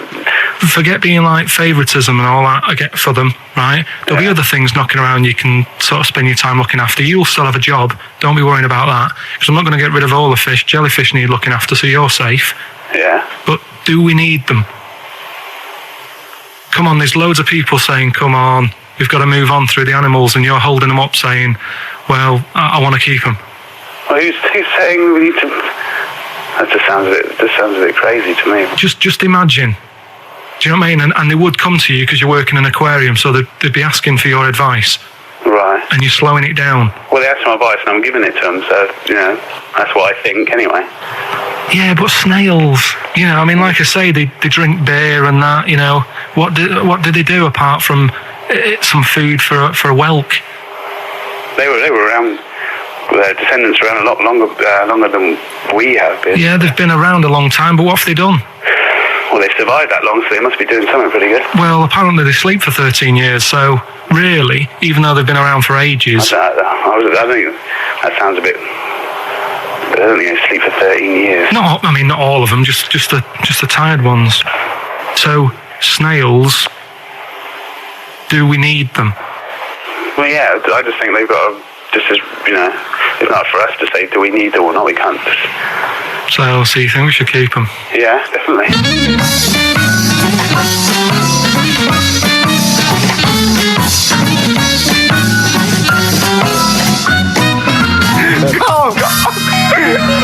Carl, I'm proud of you. That He was getting really quite annoyed. I know. What did he think he was doing? What? I don't know what you tell these people. I mean, you don't get their permission to play this out, do you? You just don't tell the them. thing is, right, I sort of told him what it was about, but we won't say who he is or where he works because it doesn't matter. I just needed to speak to someone who knows. I know the fact that you were trying to get an answer out of him by suggesting that he would be safe because he could look after jellyfish if he gave the okay to destroy snails. He was getting livid, you could tell. Oh, God. Brilliant. So he's been around a long time, but what have they done? That was great, Carl. Play a record. Well done. Bit of Amy Man. Oh, I'm obsessed with this song, Red Vines. It's brilliant. When we were talking to Carl in the week, the thing we're talking to Carl is that you come up with something that's sort of like quite innocent, and he goes, once, right? And you realise that it's comedy dynamite. He doesn't know it, but we want to go save it. And he let out, you were filling in a form, weren't you? It was all like your girlfriend thinking you're a div. And it's happened before, isn't it? Because she came home and you'd filled out a form to get a job once, hadn't you? Yeah. What was that for? Granada Telly. And on it... Well, let Carl explain. Yeah. You see, this is what annoys me with job applications, because rather than just saying, do you want the job and what can you bring to this business? Yeah. Do you want the job is a good one. Because the thing is... That's sort of the one for the boys. No, listen, right? Because if they say no, I don't think they want the job. Yeah, but listen. Go on. I mean, I presume with what you do, you have to take people on and stuff. What, in a fight, you mean? You know what I mean? Yeah. And I think it's more important that you're willing to graft and put the hours in. Sure. Than say that, you know, you did well at school. Yes. Sure. Because if I wanted to, I could have done well at school. Of course. I just didn't want to. Yeah. So where's this going? So you had the application form. So when it came to the qualifications bit and that, I couldn't fill them in because I didn't have my qualifications. And it was also asking about your languages. And I put down English quite good. English quite good. And his girlfriend came over and seen the form that he'd sent off. This was a copy of it. Yeah. And so she went, oh, you know what I mean? So that's what started, you know, the disappointment. So they're going to get that and think that you're not English. I don't think I've got it. It was ages ago. Right. How long ago was it? Oh, well, it was when I was still in Manchester, so 5 years ago. I don't think you've got to know. I think you'd... There could be a long list. I mean, there's probably a lot of admin problems in that organisation, but they probably... But what I meant by it is that you know, I can speak English, but I don't know all these long words that people use all the time. Yeah. Oh, God. Oh, can I just tell this quickly? In the week, I'm talking to you now, the listener. Usually I don't. Yeah. Karl said, about embarrassing him on air and that, and he's worried about his education, and he was worried about not knowing long words. Like, we come up with any long words. And he said, no, I was scared, you were going to ask me something about, someone, and he's a Eastern European leader. His surname is Milosevic. And Karl said, so I learnt it this week, and learnt it so you can't catch me out in case you start. I said, what? And he said, he thought about it, and he went, Flobodan Milosevic. Got the surname right though, didn't it? So what's his name? Right? What's his name? That's how Bill and Ben would address this leader. How would they have said it? Flobodan Milosevic. What's his name? Slobodan Yeah. Milosevic. Yeah. Well done. Ricky Gervais with me, Steve and Karl. Karl, why have you got a headache? You got a headache? Just a bit stressful because the moves on this week. Are you moving house? Oh, by the way, the XFM listeners came round to my house and bought the futon and table. Did they? Were they happy with it? Quite normal. They were well happy. Yeah. Couldn't believe the luck with it. What do you mean quite normal? What do you mean quite normal? Well, it's always a bit scared, isn't it, getting people round. I imagine they were scared. And were they excited to see you? Could they? I mean, they were, you know, could you tell that they were pretty pleased to see you? No, I don't think so. I mean, You're Karl Pilkington. yeah, but the fellas sort of. I mean, they brought the whole family round, which was a bit odd. Well, it's not often they get the chance to visit a living creek. Anyway, no, they were nice. And you're moving now, yeah? He said he phoned me up today. You know, it was absolutely tipping it down. Right? He had to cycle in. Right? Because he said, because of the move, he doesn't want to leave his bike around there. Right? And he said, and Suzanne, I can't say this in case he's listening, can I? He won't know. He said Suzanne's hired the oldest removal man in London. You should hear him. And the thing is, right, we booked him because everyone else happened to be booked out, but this fella's free, right? So he called up this morning. I've never spoke to him, but he was on the phone. He sounded about 90. Yeah. Carl thinks that he's going to have to do all the work. And the thing is, right, it seems to be All he cheap. wanted some Werther originals. Yeah, Right, listen, it seemed to be cheap because it's £50 an hour. But how long is it going to take him? Yeah. Oh, that's So- genius. When's the move on then? When's the? Oh, well, he's coming round. He came round today to bring some empty boxes, and he was struggling with them.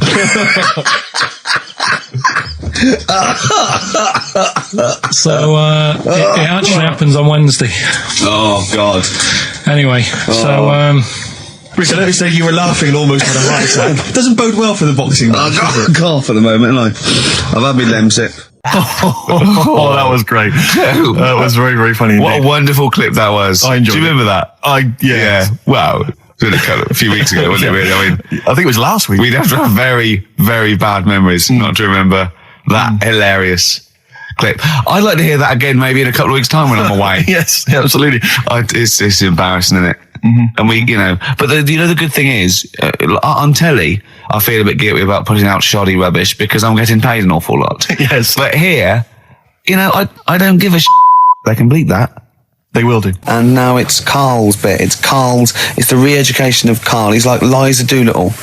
And now he's coming to, or Lawnmower Man, if you've seen that film. More like Lawnmower Man, if you've seen the film. You know what I mean. And his homework was to just study quotes, really, on happiness and stuff and general well-being. He's not a big happiness quote fan, are you, Karl? Not really. So what have you done? You've come up with something, haven't you? Right, yeah, I told you, right? Because a lot of these are just things you say every day. They're nothing special. So what I'm doing... Well, you say them every day. Well, the sort of things you come out with and you don't even think about it, do you know what I mean? Yeah. They're on the TV all the time. People on the radio are saying these sort of little quotes. Sure. And what I've done is, remember that programme on Channel 4, Faking It? Yeah. Where they got some, like, posh kid to be on a door and all that. What I've done, I've... Imagine if that was the pitch for the show. Dear Channel 4, just going to get a posh kid on a door or something? Yeah, Yours sincerely, Karl. Come in. Yeah. TV producer. Yeah, go on. So what I've done, this little book of quotes, happiness quotes, I've picked 2 that are real. Okay. And I've made one up, right? And we've got a guess. And you've got to guess. Okay, then, what it is. go on. Well, I'll tell you what, Rick, why don't we, when we've heard them, we won't confer. No. You'll write down yours, Yeah. A, B or C, and I'll Yeah. write down mine and we'll Sure. see how it Okay, works. Karl, off you go. Right, and just because I'm looking at this book, it doesn't mean I'm actually reading. No, I know. Don't worry, I know. we're clever. No, we know. We can't see yet. Like, Yeah. call my bluff. Yeah, go on Okay. then. Nothing is worth more than this day. Okay. Yeah. Yeah? All right. Yeah. The way I see it,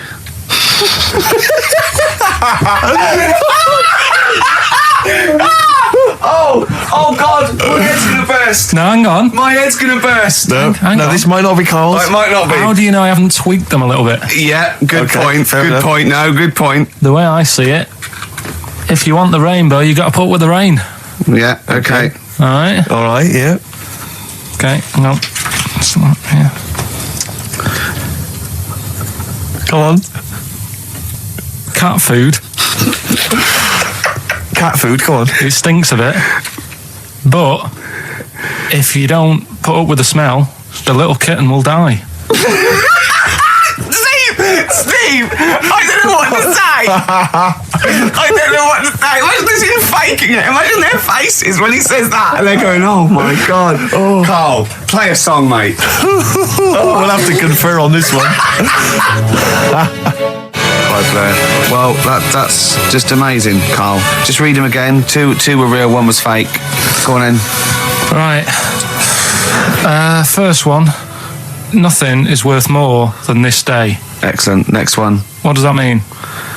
Well, cherish now, cherish your time. okay. Because you can't get it back, and Yeah, you know that's the way I saw it. Carpe diem, whatever it is, seize the day and all that. Okay. If you want the rainbow, you've got to put up with the rain. Yeah, of course. Yeah, rough with the smooth. You know, it's not all plain sailing, but you know, rainbow's beautiful, but it comes because of the rain, which you might not like. So Yeah. make the most of everything, and yeah. Good. Cat food doesn't smell good, but if you don't put up with it, then the little kitten will die. Right, now, Karl, that is a good effort. Now, that one's yours. I mean, obviously, right? Right, no, but it's a good effort, right? I mean, it slipped seamlessly into the others. Yeah. Don't think it didn't. No, but it's good. I mean, we knew it was that one. But what I will say is, it's good, but what you don't know, maybe subconsciously, is, I mean, it's very similar to the putting up with the rain and the rainbow. But that's good. Why do you think that? Well, What does mine mean? Well, even though it smells bad, it's good for something.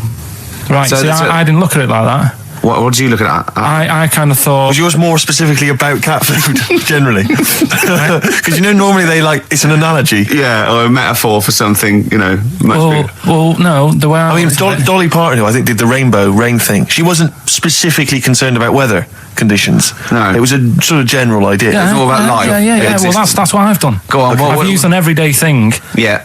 and put it with today's problems, right? Go on. So, like, my girlfriend, she might like to go shopping for clothes. I hate it, Right. but because I love her, I put up with it. Ah, that's nice. Yeah? Yeah. So, you love that little kitten. You can't stand the smell of the stuff you got to feed it, but because you love it, you go, well, you know, I'll pull with this just for a few minutes and then I can like squeeze its head later and give it a little. Sorry.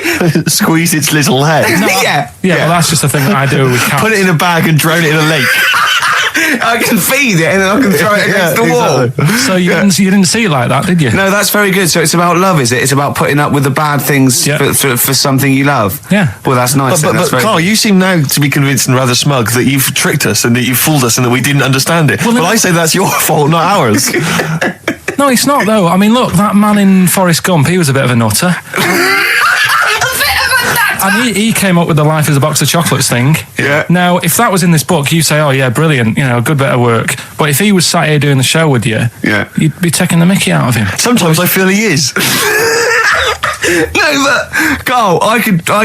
In fact, if people are out there, we're too lazy. Could you write down everything Carl's ever said? Because I think we could publish that. Yeah. He said one today. He saw my salamander. It's not a euphemism. He saw my salamander, and it's just sitting there in the tank. Your exotic pet. Yeah, and he's worried about there not being a lid on. And he said, I went, what are we worried about? He said, wow. He said it sits there for 24 hours a day, obviously planning to get out. Well, it's got nothing else on its mind, and it's the daft thing is, he has actually got the lid ripped up a little bit. And he'll be looking up there, and it's going to get out. But what's the worst that could happen? What's it thinking? What do you think it's thinking, this salamander? It's got its eye on the DVD player. I can have Ian be down the market. Well, it's like those people who, those cab drivers that you'll meet at sort of 3 a.m. who've just got a car and just went out with a car. Yeah. And just, I'll pick people up and charge them. Yeah. I got in one once. I said to him, a guy just pulled up. I said, he said, I was in like East London. I'm going back to North London. I said, going to Swiss Cottage. He went, sure, hop in. We set off. He went, do you know the way? I said, well, not really, no. I thought you know the way. You're in a cabbie. He went, no, don't really know the way there. I said, have you got an A to Z? He went, no. I thought, well, if you're going to go out just on the, just winging it as a cab driver, two things, take a map and a torch. He didn't have either. He said, well, I'll probably get to Camden. I said, right, I'll direct you from there. Drove on for about 5 minutes, making conversation. About 5 minutes later, he went, do you know the way to Camden? I thought you knew the way to Camden. I don't really know the way. I thought it was lewd. Let me out. £4. Exactly. And that's, I don't know who's got that sort of time on their hands that they just think it's 3 a.m. I'm at a loose end. I think I'll go out doing a bit of cabbing. Wow. Yeah. Because your dad was a cabbie, wasn't he? Yeah, he was. Yeah, couldn't stand it, but it's good money. He was he wasn't like a chancer though. What was he doing when he put that little Forrest Gump in a weedy bin? That was part of the cab company thing. They had to do like a charity event once a year, and he did it 1 year. Never asked him again. Tell us the story again. I'd rather not, because we got a few sort of complaints about it. Why? Why did you get complaints about it? Because he put a kid in a bin, and it's not the thing to do. But we could use it as a sort of sobering lesson for people. Yeah, tell it like a, you shouldn't do it. No, but that's how I did it last time. But people still didn't like it. All the stuff I tell you, we don't take the mickey out of people on purpose. No. It's real life, isn't it? And that goes on in life. Yeah, my dad was saying that in hospital, though. Do you know I was in hospital? Yeah. He did some jokes about old people and that, and he said at the end of the day, if something makes you laugh, it's funny, and if it makes you laugh, you can't help laughing, can you? Do you know what I mean? So, what are you meant to do? And laughing's good for you. Yeah. So. But being laughed at isn't as good for you, is it? No, but there's probably more people laughing at one person. So if you balance it out, there's only one person who's upset and there's a bunch of people laughing. So it's Jesus. Give me an example of that. Give me an example. Well, for instance, Karl Pilkington as he talks and the people listening. Yeah. No, give me an example of I can't, because again, that's what I'm saying. I can't tell you the story because there might be someone out there who. This person might even be listening and think, I forgot about that and you brought it all back to me. So I'd prefer to leave it, but I think people know. Why did he put him in the bin in the first place? Because he was getting out of hand. What was he doing though? You see, I can't explain. You can't, don't be silly. I prefer to leave it, honestly. What was he doing? Was he annoying him? He was annoying my dad and the other people in the cab. Right. And he thought, how can I deal with this before it gets too out of hand? Yeah. He pulled over and put the lad in a wheelie bin. I'm going to best. So we'll leave that. I remember I was on a. I don't know if this is all right to talk about. I mean, it happened, so not worried It's about all right to talk about. Everything's all right to talk about. But I was on the train, right, coming from Manchester back to London, right? Yeah. And got on it. It was like a Friday night, and it was heaving, like the last train is and all that, and absolutely chocker. Right? Yeah. So I'm walking through the carriages, thinking, is he in his seats anyway? Anyway, everyone's like, it's heaving, right? It's people stood up in the doorways. You can't get in the toilet and all that. There's not going to be any chair knocking about. So walking through, and anyway, I see this one empty chair sort of in front of me, right? I think, why ain't anyone sat there? Right, I'll just rush to that, get to that, I'll get myself a seat, plonk myself down, right, and sort of turn round, see who I'm facing, see who you're sort of having a chat with. Little fella there, right? Little, Down syndrome kid, Right. Sat there, and he goes, all right. And I thought, right, not bad, but do you know what I mean? They're always talking, aren't they? They ask a lot of questions, right? So I was like, here we go, 2.5 hours, and I couldn't get up because the thing is, that's obvious. Sure. Right. So that's like mean. I'd never want to be mean. Do you know what I mean? No. At the end of the day. So anyway, so I think I'll go to sleep. Clever. Right. So I shut my eyes, and he leaves me alone and that.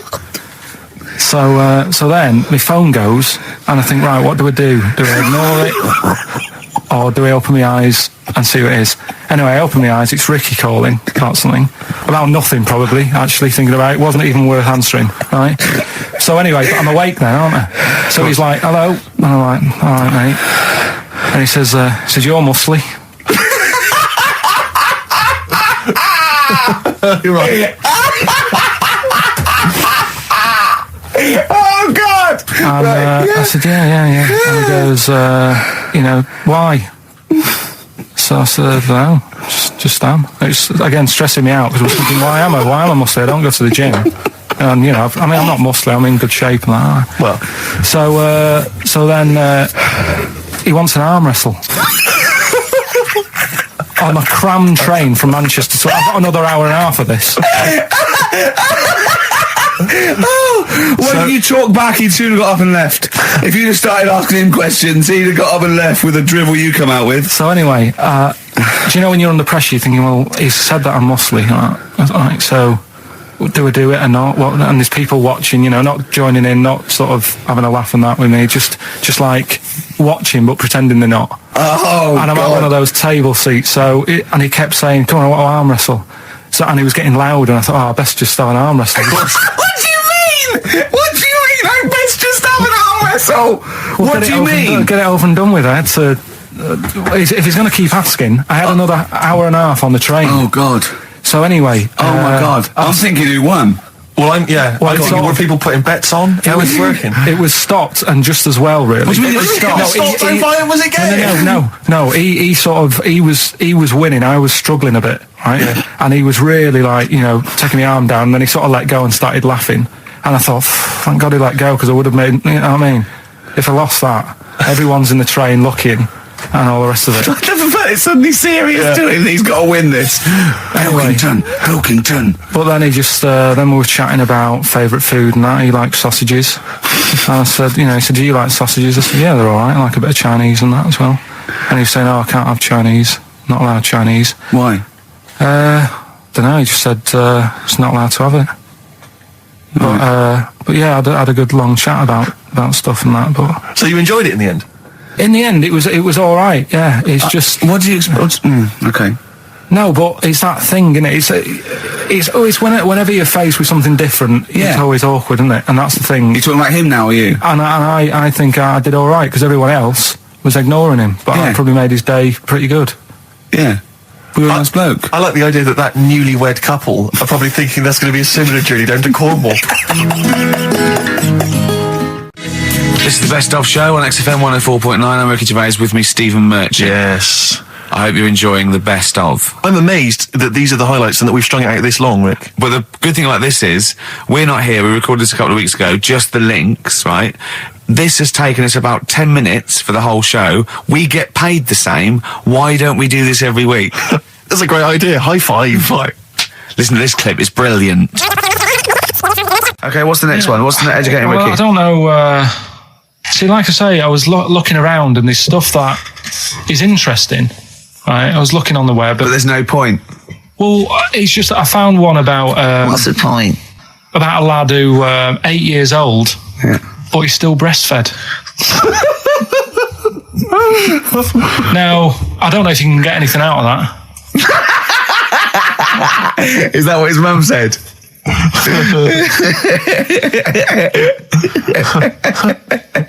So, What do you mean? I don't know if I can get anything out of that. You don't need to. No, it's just that, you know. Where did you read that? That was on the internet.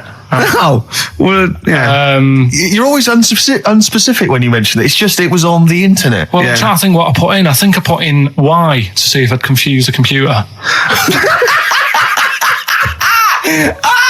And then, Go! You are. no, I did, Honestly. I did a search, put in Y, and it came up with funny things that, like, why is this person doing that? Why is that? And it had a picture of this 8-year-old lad, sort of, you know, on his mum's nipple. And it was saying, you know, is this healthy? You sure that wasn't asking you that question? What? I put in Y just to confuse the computer. Like, the computer go, what do you mean? Yeah. Stop it. Yeah. Oh, look, yeah. Last week, I was walking home with him, and I went, he was saying something stupid, and I went, I've got a competition for next week. Let's do a phone-in, and it's called Karl Pilkington, Genius or Fool. Yeah. Right? And he went, No. I went, why not? He went, well, it'd be confusing because they say there's no difference between genius and being a fool. They do that, don't they? No, but it's rubbish. And people say there's a fine line between madness and genius. And, you know, it's a ridiculous soundbite. They don't say there's a fine line between a genius and an idiot. Well, the people who do are idiots. Yeah. So what would you do there, though, just to sort of wrap that little thing up? What would you do? That lad loves his mum's milk. What are you asking me to come up with? No, I'm A just title for the story? No. It's just what would you do? Right. What do you mean? What would I do? Well, it's causing a bit of a problem in the area, right? What area? In America, I think it was. Oh, America are a problem, are they? George Bush is worried about this kid who's breastfeeding at 8. Imagine it like this, right? Right. No, so Carl, what are you asking me? About this spurious story you saw on the internet? I saw on the internet, there's an 8-year-old lad, he likes his mum's milk, and it's saying, is this right? Should it No, be it's going not. on? But what What do you want Ricky to do about it? It's not his responsibility. yeah. No, but the little town that he lives in, they're all causing an uproar, right? Going, this isn't right. You know, I can't let my kid play out in case he's in the garden with his mum getting a bit hungry, right? So, what should they do? Because his mum's saying, well, he likes it. Yeah. And he, you know, what do you do? I don't know the laws. No, but I'm not asking you to sort out the laws. I'm just saying, if you lived in that neighbourhood, what would you say? If you went up to him and said, look, everyone's getting a bit fed up with this, look. I'd say, what would I do? What do you mean, what would I do? what are you asking me? Right, it doesn't matter. No. What are you asking me? What are you asking me and Steve and the I'm public? just saying, say if you live next door to this woman. Yeah. Right? The kid's hungry, 8 years old. He's out playing on his bike and he goes, Mum, I'm getting a bit peckish. And he goes, all right, son. She whops one out. And he starts having his milk, right? You live next door, you're putting your washing out and you see this going on. You're getting a bit sick of it because it's gone on for months. 8 years, I assume. Why is it your business? Why because are you such a nosy neighbour that you're concerned? What would you do, Carl? Let's turn it back on him. Yeah. What would you do? What's your solution? What would you do? Well, I thought I'd say, right, why are you doing this? And she'd say, because he likes it. And I go, all right then, put it in a bowl first. And you think that would sort that out? No, because I was thinking about the whole thing, right? And you do that when you're a baby and everything's all right, innit? Yeah. No one bats an eyelid at a little baby having a bit of milk from its mum's breast, right? Yeah. You'd almost say it was natural. But you grow out of it. It's like you don't see. It got me thinking about things you don't see. And you don't see. Did you put this into a computer? Show me things you don't see. What else don't you see? Well, you don't see like an old man having a Twix. You never. So what? You know the terrible thing about all this, Steve, is he's right. You don't see an old No, man I eating know, Twix. that's a terrible thing. So what they have got, right, they've made old man toffees, haven't they? They've come up with Werthers. Is that a song? Oh God! You don't see it. So they've got their Werthers, right? Yeah. So, Look at him. You think Forget he's it. giving a lecture at Oxford? it's not going anywhere. No, go on. Sorry. Go on. I'm just saying, Right. you grow out of things. Yeah. And the old man, I'm sure when he was a kid, he'd have a Twix. Yeah. Now it doesn't look right, so he's having... It doesn't look right. So... Right. I don't think Werther's originals were specially designed for old people. I think they were sweets that just happened to have been made for years. That's why old people eat them. Yeah. They didn't go, hang on, there's a market here. I've noticed old people aren't eating Twixes. Quick, let's make some old man sweets. But the little advert, he gives it to his grandson as well, doesn't he? He goes, I have a Werther's original. Now, I think it cuts though before he throws it back in his face and goes, get me a Twix. Into films and that, it's just that I only... I've just got the 5 channels and flicking about. And I'm not impressed. I mean, I can understand why more people listen to radio and stuff. Yeah. Well, not this one, but go on. Well, when was it? When was the last time I sort of sat down and had time? Because I'm always busy doing stuff and that. Sure. Moaning takes up about 3 hours a day. When did Wimbledon finish? A couple of weeks ago. Right. Found myself sat there, right? I'm not having a go. I know we've stopped Cheeky Freak of the Week and all that, right? So I'm not going to be having a go. Christ, I sat there. I'm scared. No, I'm not having a go. You've always got to remember that. Go on, just get on with it. Get on with it. I'll apologise after. I'm just saying, watching Wimbledon, it wasn't, one of the major games. It was little fellas in a wheelchair having a game. Little fellas in a wheelchair. Right. But for me, I mean, great. They're doing a sport and everything. Don't put it on the telly. What was up with it? There wasn't like a rally going on. No, do you know what I mean? Do you know normally, Christ. like with the well, not to Enman, but with some of the other with some of the other players and that, they're playing for ages, aren't they? It's like, who's going to win this and that? Yeah. None of that. It was just like, hit it, net. Oh, Christ! Oh, God! I don't know what to do! And people would like sat there watching it as well when they've got other games going on in there. That's what I couldn't understand. If you've paid your money to get in, yeah. I mean, like I say, good on them if they. Do you know what I mean? But it would have been. And they all start first in the marathon. I just thought it would have, give them a game of swing ball or something. Yeah. You know what I mean? No, yeah, I understand. Oh, God. Yeah. There's never anything on. XFM in the community. Let's play a tune. Ricky Gervais, Ricky Gervais. Don't put my name to this last link. Don't put my name to this last link. Ricky.Gervais, xfm.co.uk. Oh. Magic, Virgin, if you're listening, we are available probably sooner than we thought. Just check, because there are rules in place, aren't there? Yeah. There was a big bust up in the week. I'm only allowed to wind him up. I'm not allowed to wind him up socially now. I'm not allowed to. What am I not allowed to do socially? I think squeezing the head socially has been crossed off. Right, okay. And I agreed to that because it got to a head where, Carl was really upset and he was thinking of just giving it all in, weren't you? Yeah. Yeah. Why was that? Because he was just winding me up too much. Yeah. I mean, do you want to bring it all up again? I don't mind. What was I doing? It was just. I mean, I should say now that there was a conversation where we were all sort of really walking on eggshells. It was frosty. It was a conference call, and Carl was on one end. And I'll tell you, I was very much a media. I was very much a UN mediator. What is it It was difficult to sort of keep it serious when I'm saying stuff like, "I'm sick of you putting a Burger King bag on my head." Do you know what I mean? Yeah. There's a part of me that's like, I can't believe we're doing this.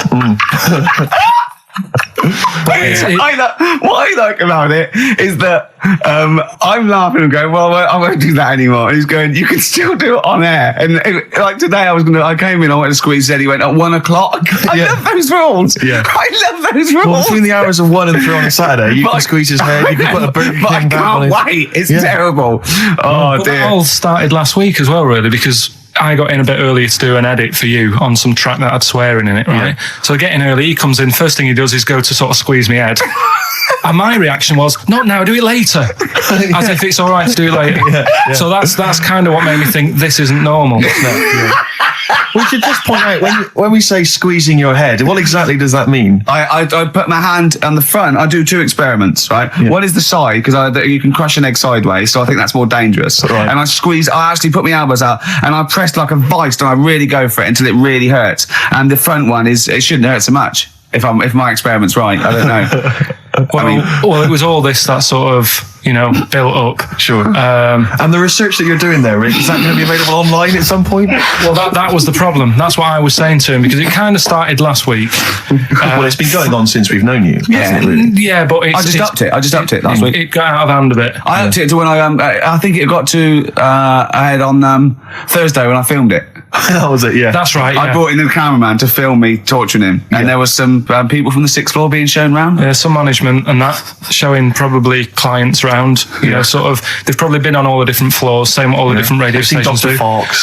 This is XFM, the sort of this sort of noise going on. Yeah. You see them all look down and saying, "Don't do that." Right? Sure. They might want to spend a load of money. Yeah. Right? And he's doing that. He's wrestling with me. He's filming it. So that's when I just thought, Mad, isn't it? And then when we were having the argument on the phone, I was saying, has this been some sort of experiment? Yeah. He did. He said that, and of course I lost it. Yeah. But it's all good now. Do you want to squeeze his head before we play the next I record? won't at the moment, because we've got to get on. It's not right, and that annoyed me as well, because I was trying to find out where he was going. I was filming him. I was going on waiting for Karl. Told Johnny he's meeting a mate at 6, which annoys me on 2 counts. And I'm just doing it to the camera, so I'm gonna follow him and just turn up and go, all right, where you been? But then when I came and he went, I'm meeting a mate, and he told me where it was. So I told him that spoils my fun. Of course.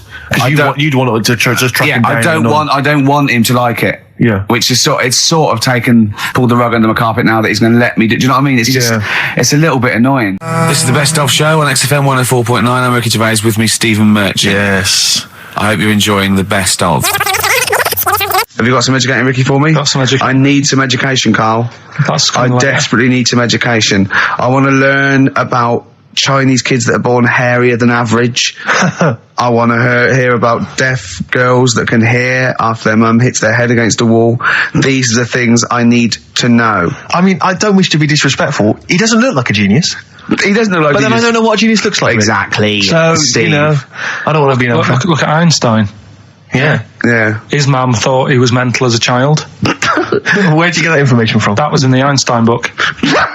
Well, it was in the Einstein book, then it's presumably true. Which Einstein book is that? His Theory of Relativity? The big book of Einstein stuff. Oh, yeah. Yeah, the big bumper book of Einstein stuff. It's for a coach trip, and you have to fill in E equals MC1 squared, 2 fish, or 3 hello, and then it's multiple choice, and you fill it. It's great. Did his mum think A, he was a genius, B, mental? Most people go for A, but it is in fact B. She thought he was mental at the age of 28. Oh, Karl, you never let me down. You never let me down. So have you got Educating Ricky for me? We've got Educating Ricky coming up. We've got Rockbusters. We've got Rockbusters. Great As seen and talked about in Heat. In Heat magazine. It's got really tough this week now. We're not messing about anymore. Right. Got some good prizes. Absolutely, yeah, we'll talk about those later. Because, I mean, was it last week that you had the classic? Was it, I can't remember, I'm paraphrasing, Karl, apologies. Something like, I'm here in Texas, I've fallen in a puddle, and my knee has got wet. Yeah. Wet Knee Houston. Whitney Houston. Yeah. Also, it was last week when there was a little bit of confusion over the one for Holly Valance. Right? Of course. I don't think it was confusion, I think it was your error. Yeah. No, it wasn't. And it was Holy Valance, and you meant Pelmet. Then Becky, who called up that time and said, if you're getting mistaken with Pelmet, right, she sent me an email in a week saying, I've done a bit of research. Yeah. It was my fault. I've made an error. Yeah. It is a valance. Okay. And I know about valances. As I told you last week, at the very end, my auntie loves them. Yeah. Right? She makes them. She started off just like putting them on top of the sort of window around the curtain. And then she thought, I can do more with this. Yeah. And she had a little coffee table that had magazines underneath. And she said, I'm sick of seeing them magazines when I'm sat down. She sounds like a Pilkington. So... I'm sick of seeing them magazines when I sit down. So she put a valance around the table. Yeah. She just got valances around everything now. Yeah. Right? Then Yeah. Next step, she tapes everything. She never actually watches telly. She tapes it all because she gets sick of listening to the adverts and that. Yeah. So she tapes everything. So she's got loads of videotapes and that. And the video used to get on her nerves. When she was watching a film, she'd see the clock changing. Oh. And it distracted her from the film, so she put a balance around that. Yeah. That's genius. Yeah. So, That is really... or is it mental? Only Mrs. Einstein can tell. I don't know. She's even made her little Jack Russell look like a hovercraft. Yeah. He's great. So everything's got a balance. if you go round and you stand still for too long, the chances are you get a She'll put balance a around your head. Yeah. This is this is Auntie Who, Auntie Nora. and this is the one that farted for 5 minutes. She did. Lest our listeners forget. Lest we Farted forget. for 5 minutes. Called his mum, saying I'm farting. 2 minutes into the fart. She's about 2.5 minutes in. Yeah. Right. Okay. Right. The results of We ain't got a winner for the first time. Yes, we have. We've We've got done this loads. feature for. We've got loads of winners. No, we haven't. We've done this feature for 3 weeks. This is the first time I've managed to sort of. What? Well, let's go through them then. What have they got wrong? The first one. The first one. What was first the one, first yeah, the first one. Well, hang on. Let's do them in reverse order for a second. So what's the last one? The last one, the clue was that bloke does sport on the telly and he's got a little kid. What's that? That's Destiny's Child. Des, who does ITV Sport, that's has got terrible, a Tiny's man. Child, right? No, That's terrible. that's fine. They got that. Okay, Destiny's Child. What's the one? Des What's Tiny's the Child. middle one? Right, the middle one, right? Child. The second one was he doesn't like women. Yeah, he's got a couple of kids. That's a bit weird. Yeah. Right. That was PD. That was Puff Daddy. That is offensive. Go on. But it's not Puff Daddy. It's Puff Daddy. And he's not even called that anymore. He's called P. Diddy. Well, Okay, fair enough. but they got that one. Yeah. And if I'm being tight, these lot are as well. Yeah. Yeah. Tight means something in Manchester. Go on. Right. And the first one that they're having problems with, I don't think them birds should be allowed in this They've area. got it. Boyzone. It's not Boyzone. What's the clue again? I don't think them birds should be allowed in this area. That is perfect. A boy zone. No birds. No women. No women, yeah, birds, right? A boy zone. Sorry, Carl. If that isn't the answer, their clue is better than yours. That is brilliant. What was yours? Boy zone. It works perfectly. What's your answer then? Bangles. I have no idea what that means. Like seagulls. So you don't want them in this area, so you're banning them. Bangles.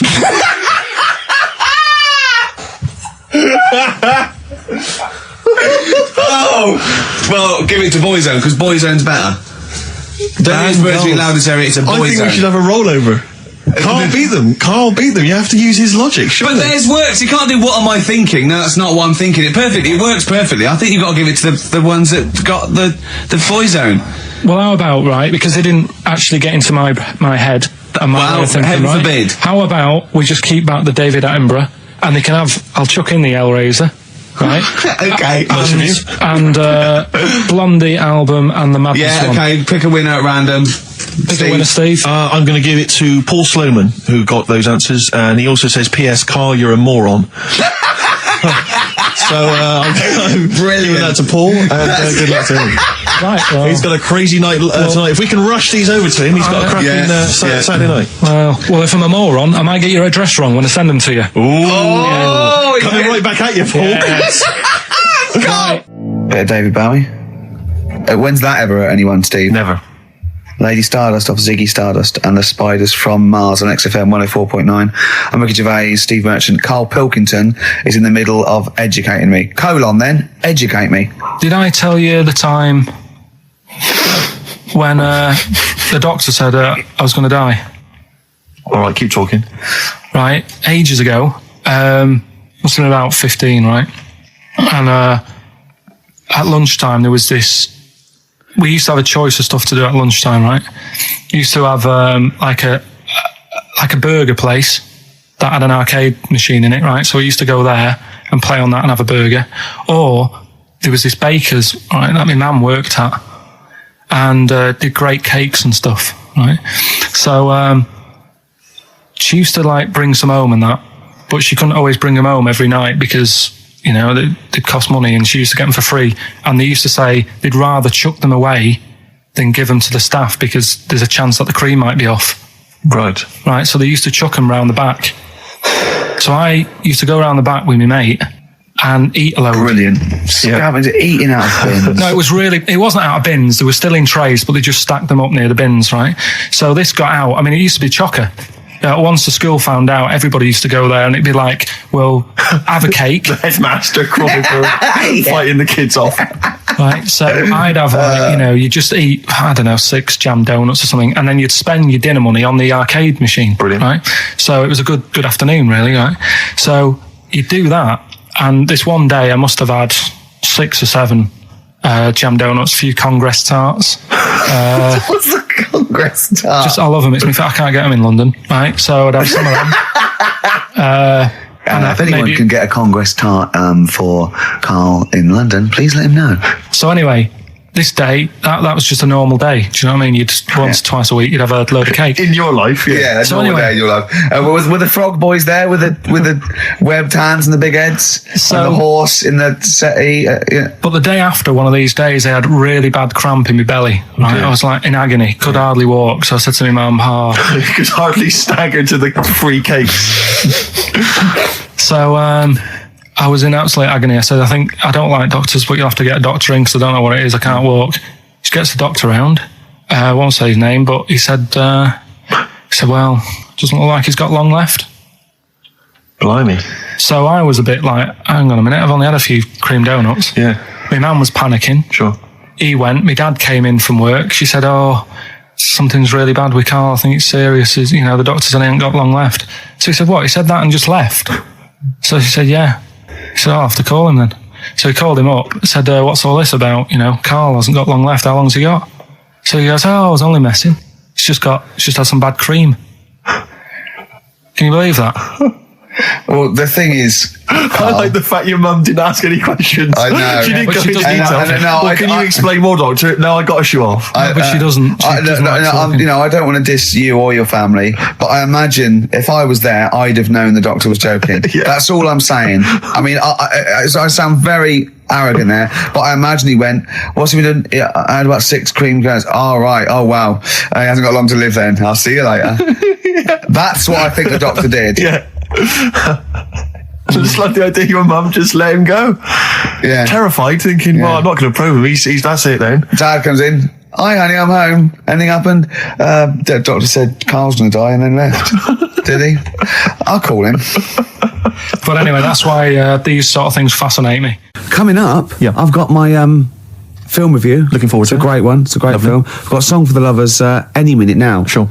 And Probably loads more chat. yeah, there will be. PJ Harvey, This Is Love, XFM 104.9. It's Ricky Gervais Show, isn't it? With Steve Merchant. Yeah, but you're going to keep quiet now, Steve, because I've got to do my world famous film review. Looking forward to it. Yeah, I know you criticise it because I say I do sort of like films that aren't on current release or that I sort of just do the plot or but I Have think you taken that criticism on board? I have. Good. This week's Ricky Gervais film review is Jungle Book. The Jungle Book. Yeah. That was made in, what, 1968? I don't know, but listen, shut up, right? It's a good review, right? Right, for people who either have heard it or haven't, you might learn something. Sure. Because it's sort of my take on it.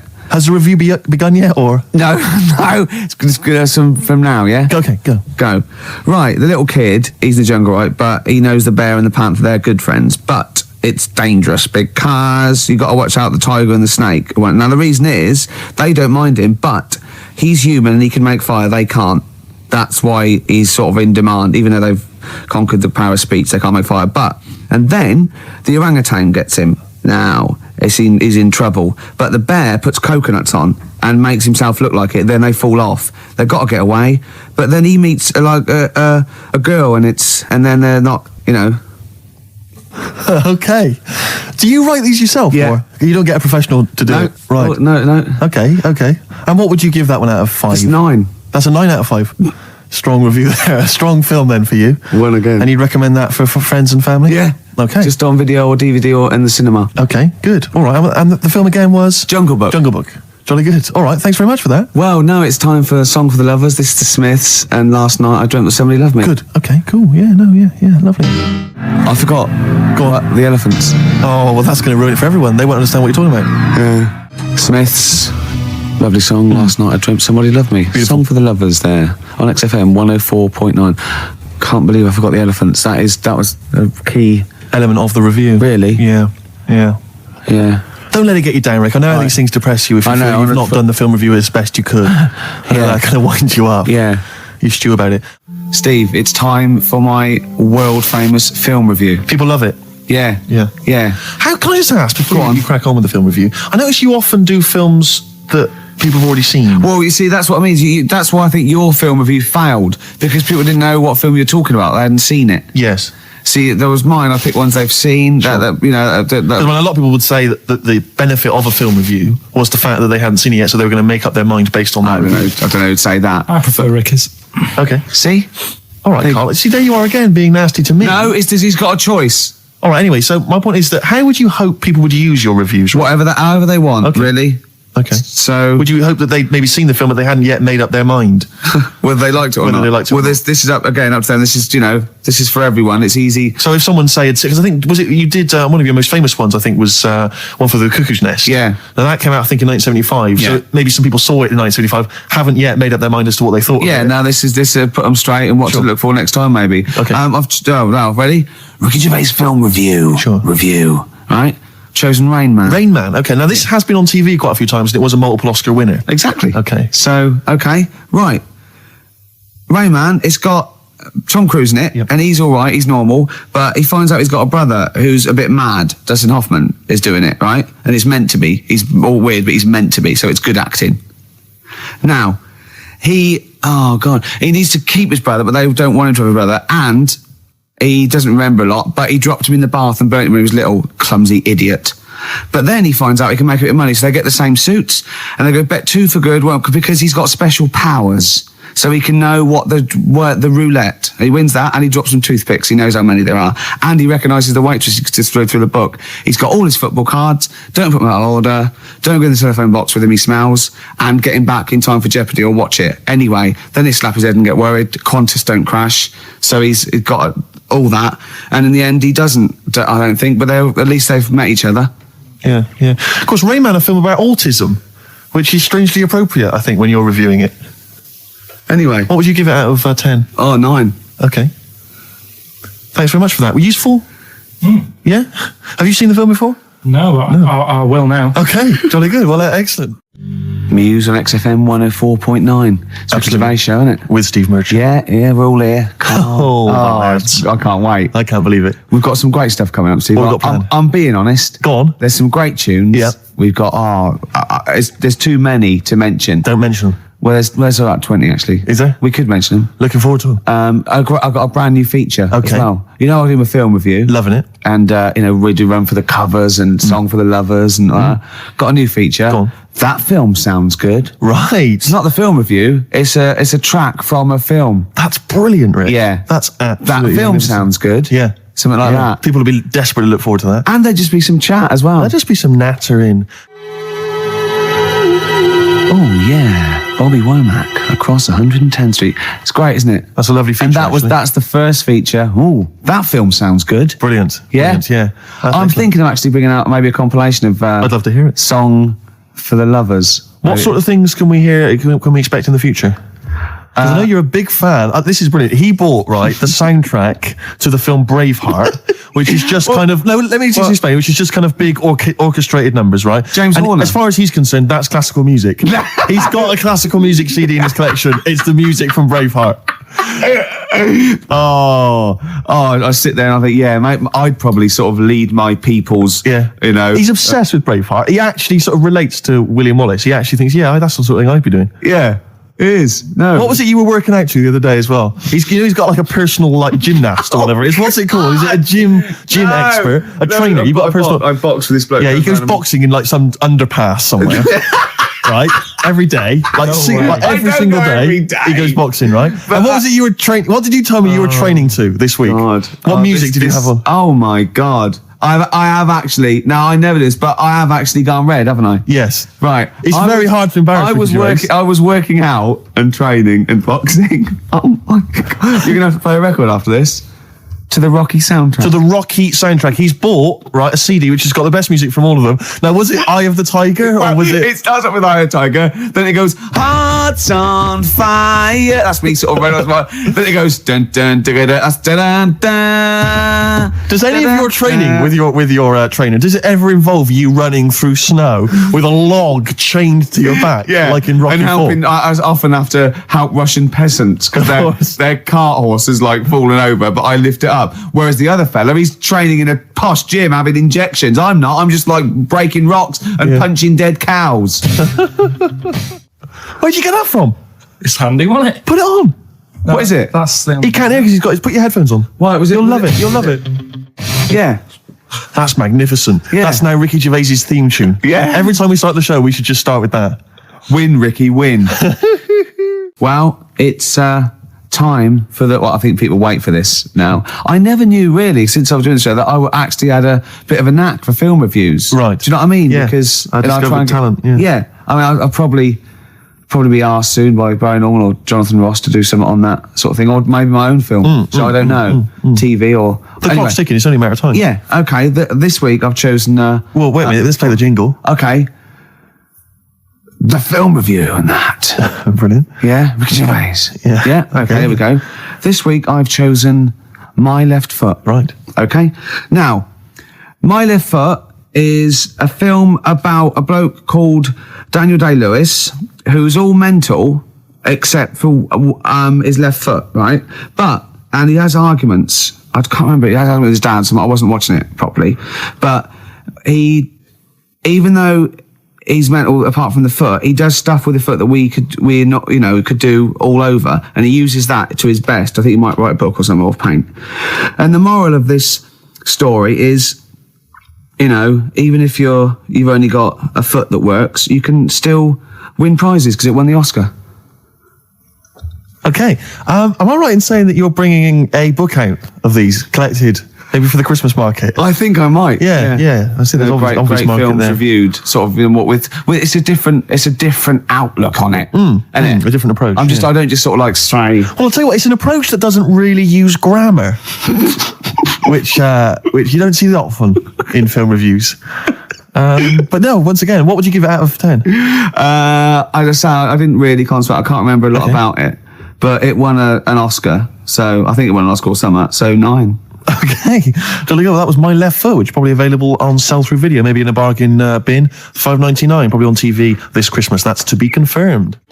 Eels, fresh feeding on XFM 104. I was going well, isn't it? I'm enjoying it. Yeah, 20 minutes to go. I think more of an up show. We've made some great hits and great songs today, haven't we? We've got some great features. A new feature. That film sounds good. Looking forward to that. That Run week. and Run. Yep. A song for if there are any record companies out there that want to put out a compilation of my songs for lovers. Yeah.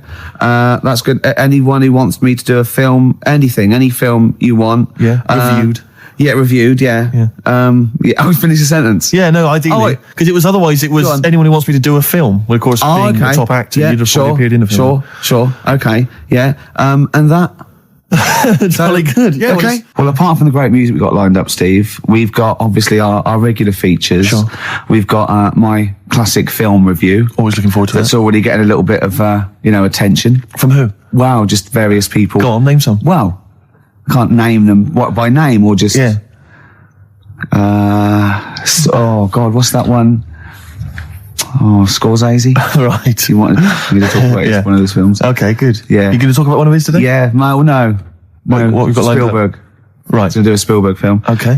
We've got That Film Sounds Good. Yeah. Now that's not my film review. That's where I take a track off a soundtrack of a classic film. Yes. And it's a great track, and I go, "Oh, that film sounds good." Brilliant. So yeah, because it sounds good. Do you see what I mean? But please don't be confused and think that that's the film review. I hate people to think that. No. That's what I wouldn't want. Yeah.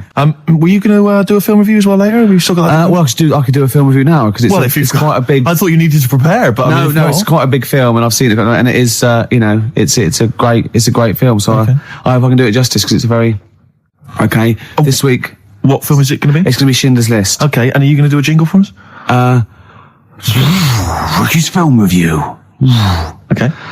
This is a film by Steven Spielberg. Yes. And because it's in olden times, it's all black and white and that, except a coat that's red. I don't know what happened there. Anyway, it's about a bloke who's called Schindler, and because there were so many people we wanted to save, he had to make a list to get organised, and he tried to save as many as he could. And he made him sort of not make the bullets properly on purpose, because in the end, they gave him a ring. It's the same bloke who made E.T. Okay, your review of Schindler's List. Yeah. And as ever, mark out of 10, please. 9, it was brilliant. You really enjoyed it? Yeah. Okay. Did the fact that it was 3 hours long bother you? No. No? Quite like No. that? Okay. Watched some of it on fast forward. Okay. Carl, have you seen Schindler's List? No, I'm surprised they managed to get all that in 3 hours. Amazing, isn't it? Would that encourage you to see the film? Definitely. Yeah. Okay, what would you give it a mark out of 10? 9. You'd give it 9 as well? Okay, I'll tell you, That red coat effect thing you're going on about. That's sold it. You like that, do you? Yeah. Well, that was just a mistake, apparently. Apparently, yeah. Probably just couldn't get all the colour out of it. As I said before, if you've got a film that you'd like to have reviewed by Ricky Gervais, then email us, ricky.gervais@xfm.co.uk, and I'm sure he can... or even not just like the people, but what about the ones who make the films? Like, the ones that actually make the film. What are they called? Hollywood. Yes. If they want me to do one, but they're coming out to sort of give it a little bit of a boost. Yeah. You saw me give away the tickets. That was selling. Yeah. So, we can sell your product, and we make it look like it's all editorial, but really, if there's a little bit of money involved, I can probably give it a 9 out of 10 instead of 4 or something. Rick, would you do that without having seen the film? Yeah. That's fine, because they wouldn't. They could just tell you what was coming up, and then if they said this, give us a good review, and here's 20 quid. Yeah. If they go, there's no money in it, I'll probably give it a bad review. Let's just to be try honest. that. Rick, can I just try that? Because a lot of people listening won't be necessarily convinced. Lord of the Rings. Let's imagine I've paid you now to review the forthcoming film Lord of the Rings. What do you make of it? This is a brilliant film. Yep. And even though it's all about wizards and that, and there's people in caves called gonads, with beards, probably Robbie Coltrane's in it, because he's in the other one at the moment. And it's all swords and stuff, and there's some magic. But it is actually the Lord of the Rings, not just like, just one of them. He's the Lord of it, and he's excellent in it. So, right, mark out of 10? 9. Again, very popular film for you. Carl? Less convinced by that one, maybe? That doesn't sound as good as the other one. Yeah? What, are you going to give it 7? Still give it 9. You still give it 9? Excellent, because we split it. We split the money. Okay. Excellent. Good. This is the eels. It's not the end of the world. Super furry animals. Absolutely beautiful. XFM 104.9. Rick, you going to do your film review for us? We've got time for it, I think. I'm not, no. Why not? I'm not going to do it anymore. You're not going to do it anymore? No. You love it, don't you? No, it's great, and I just think it's time. I did a dozen, but I did all the films that I would give like 9 or 10 out of 10 for. I don't want to drop the standards. Right. I don't want to start doing films that are 8 out of 10. Yeah. You see? Yeah. That's where a lot of film reviews go wrong. Yeah, Ross I've being one of them. Yeah, I've seen them go, this is worth 7. Don't do it then. Yeah. If it's no good, don't do it. No, it's yourself. No. Sure. So no more film reviews? No. Oh. Until a great film comes out. Sure, okay. Like Braveheart 2 or something. Yeah. Which would be 9 now. Quite uneventful. Yeah. I'd have thought. Yeah. So 9 for that. In advance. Rick. That film. Oh, now we come to the feature. We're carrying this over 2002 because it was such a great success. Everyone's talking about it. Do you remember I stopped my film reviews because I'm only doing films I like, and I've done all the films I like. That's where other film reviewers fail. Sure. Because they review substandard films. Exactly. My average is still 9.5 out of 10. Yeah. And no one's beaten that. Not Barry Norman, not Jonathan Ross. No one's got an average of 9.5 out of 10 for the films they reviewed. So I'm keeping it there. I don't want to drop my standards. However, that film sounds good. This is where I pick a classic track from a film that I might not have seen, right? But I like the song. I might go and see the film.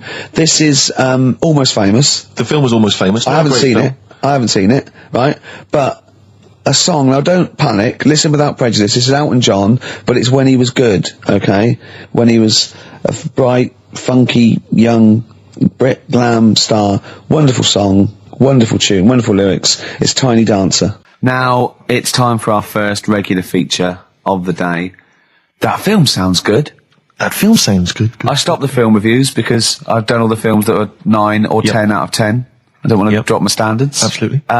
This is a feature where it's a soundtrack of a film where I like the single from it. I might want to see the film, might have seen the film. Today is our first request. Right, interesting. This is for Martin, who wants to hear "Live in the City" by Stevie Wonder, and it's from Jungle Fever. Let's hear it. Well, I love the song, and I love the film. Living for the City. Genius. Stevie Wonder. The man's a god. Film Jungle Fever. Absolutely. It's a great film. Yeah. Well, not to be confused with Living in the City, which I think is a Desiree track. So Now never you do know, that. because you're a huge But Desiree fan. we were grooving along to that. It's a great, not my favourite Stevie Wonder track. I actually, for He's Mr. Know-It-All, but a great track. Stevie Wonder's just fantastic anyway. And during that, we just had heads down, we just like, just enjoying the moment. We said turn it up, didn't we? We liked it. Carl, just halfway through, just looking at me, he's got a driving licence. Yep. I went, what? He went, he's got a driving licence. I went, he went, yeah, just for his own land. I went, you don't need a driving licence for your own land. He went, you might be right. He said, who else is blind? I remember hearing something. It was someone famous Right. who shouldn't have a driving licence. Well, And they have. And I'm sure a lot it's of people. I'm sure it was someone who's blind. But you're right, it's a bit of an odd one. Isn't it? No, but don't forget, this hasn't just happened, this is in your head. So you can't say that and go, isn't that weird? How did that happen? It's in your head, don't forget at the moment. There is no proof There's no proof of that. You can't say something and then go, isn't that strange? You said it. Oh. Do you know what I mean? We didn't just see something happen out the window. Yeah, you see what I'm saying? What's in your head and what happened and all that? What are you thinking? I'm just thinking, who's that other fella? Ray Charles. Ray Charles. Yeah. Why would he have a driving licence? He's blind as well. I think it's the blind thing we've got a problem with. It's the idea of people who are blind driving cars that's maybe made us question that. I mean, Stevie may have a driving licence. I very much doubt that he's passed his test. No. He probably hasn't even... I mean, he could have done the theory one, maybe. But that's touchscreen. And until Labradors actually are allowed on the Queen's Highway, Exactly. I don't think we'll see many blind people driving I cars. might be wrong. You might be, mightn't you? Oh, we hadn't thought of that. Yeah. Oh, yes. You might be wrong. Could well be Well, wrong. there's a start. I fancy a bit of Ed Hardcore about now. Well, Rick, you've embarrassed yourself because his name's Harcourt. Yeah. Yeah. Just play the song, Carl. Just mop up this ugliness. Just to hear a song. Okay, Rick. right. It's 1:30, and that film sounds good. Ooh, that film sounds good. Feature. This is where I choose a song from a film that film sounds good. See, this is a film that me and Steve both love, and he saw it first and got me onto it and said I'd love it, and I did. It was Rushmore.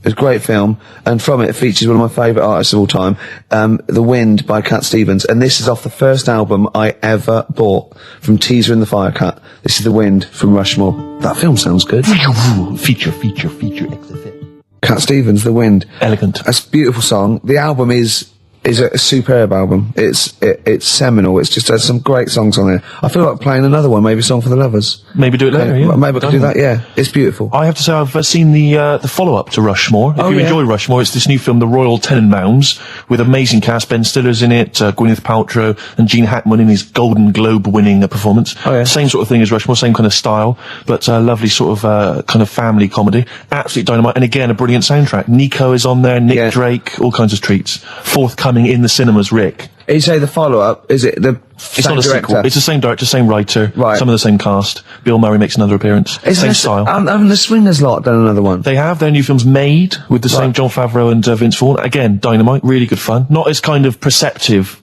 as Swingers, but certainly as much fun. Have you seen Swingers, Carl? I think so. Is it the one where they've got a line in it, they've got a catchphrase in it, haven't they? You're the money? Money? No. You're that's so money. That's it, yeah, I've seen it. Yeah. Yeah. I love the fact that I said you're the money, you went no. You went you're so the money, you went yeah.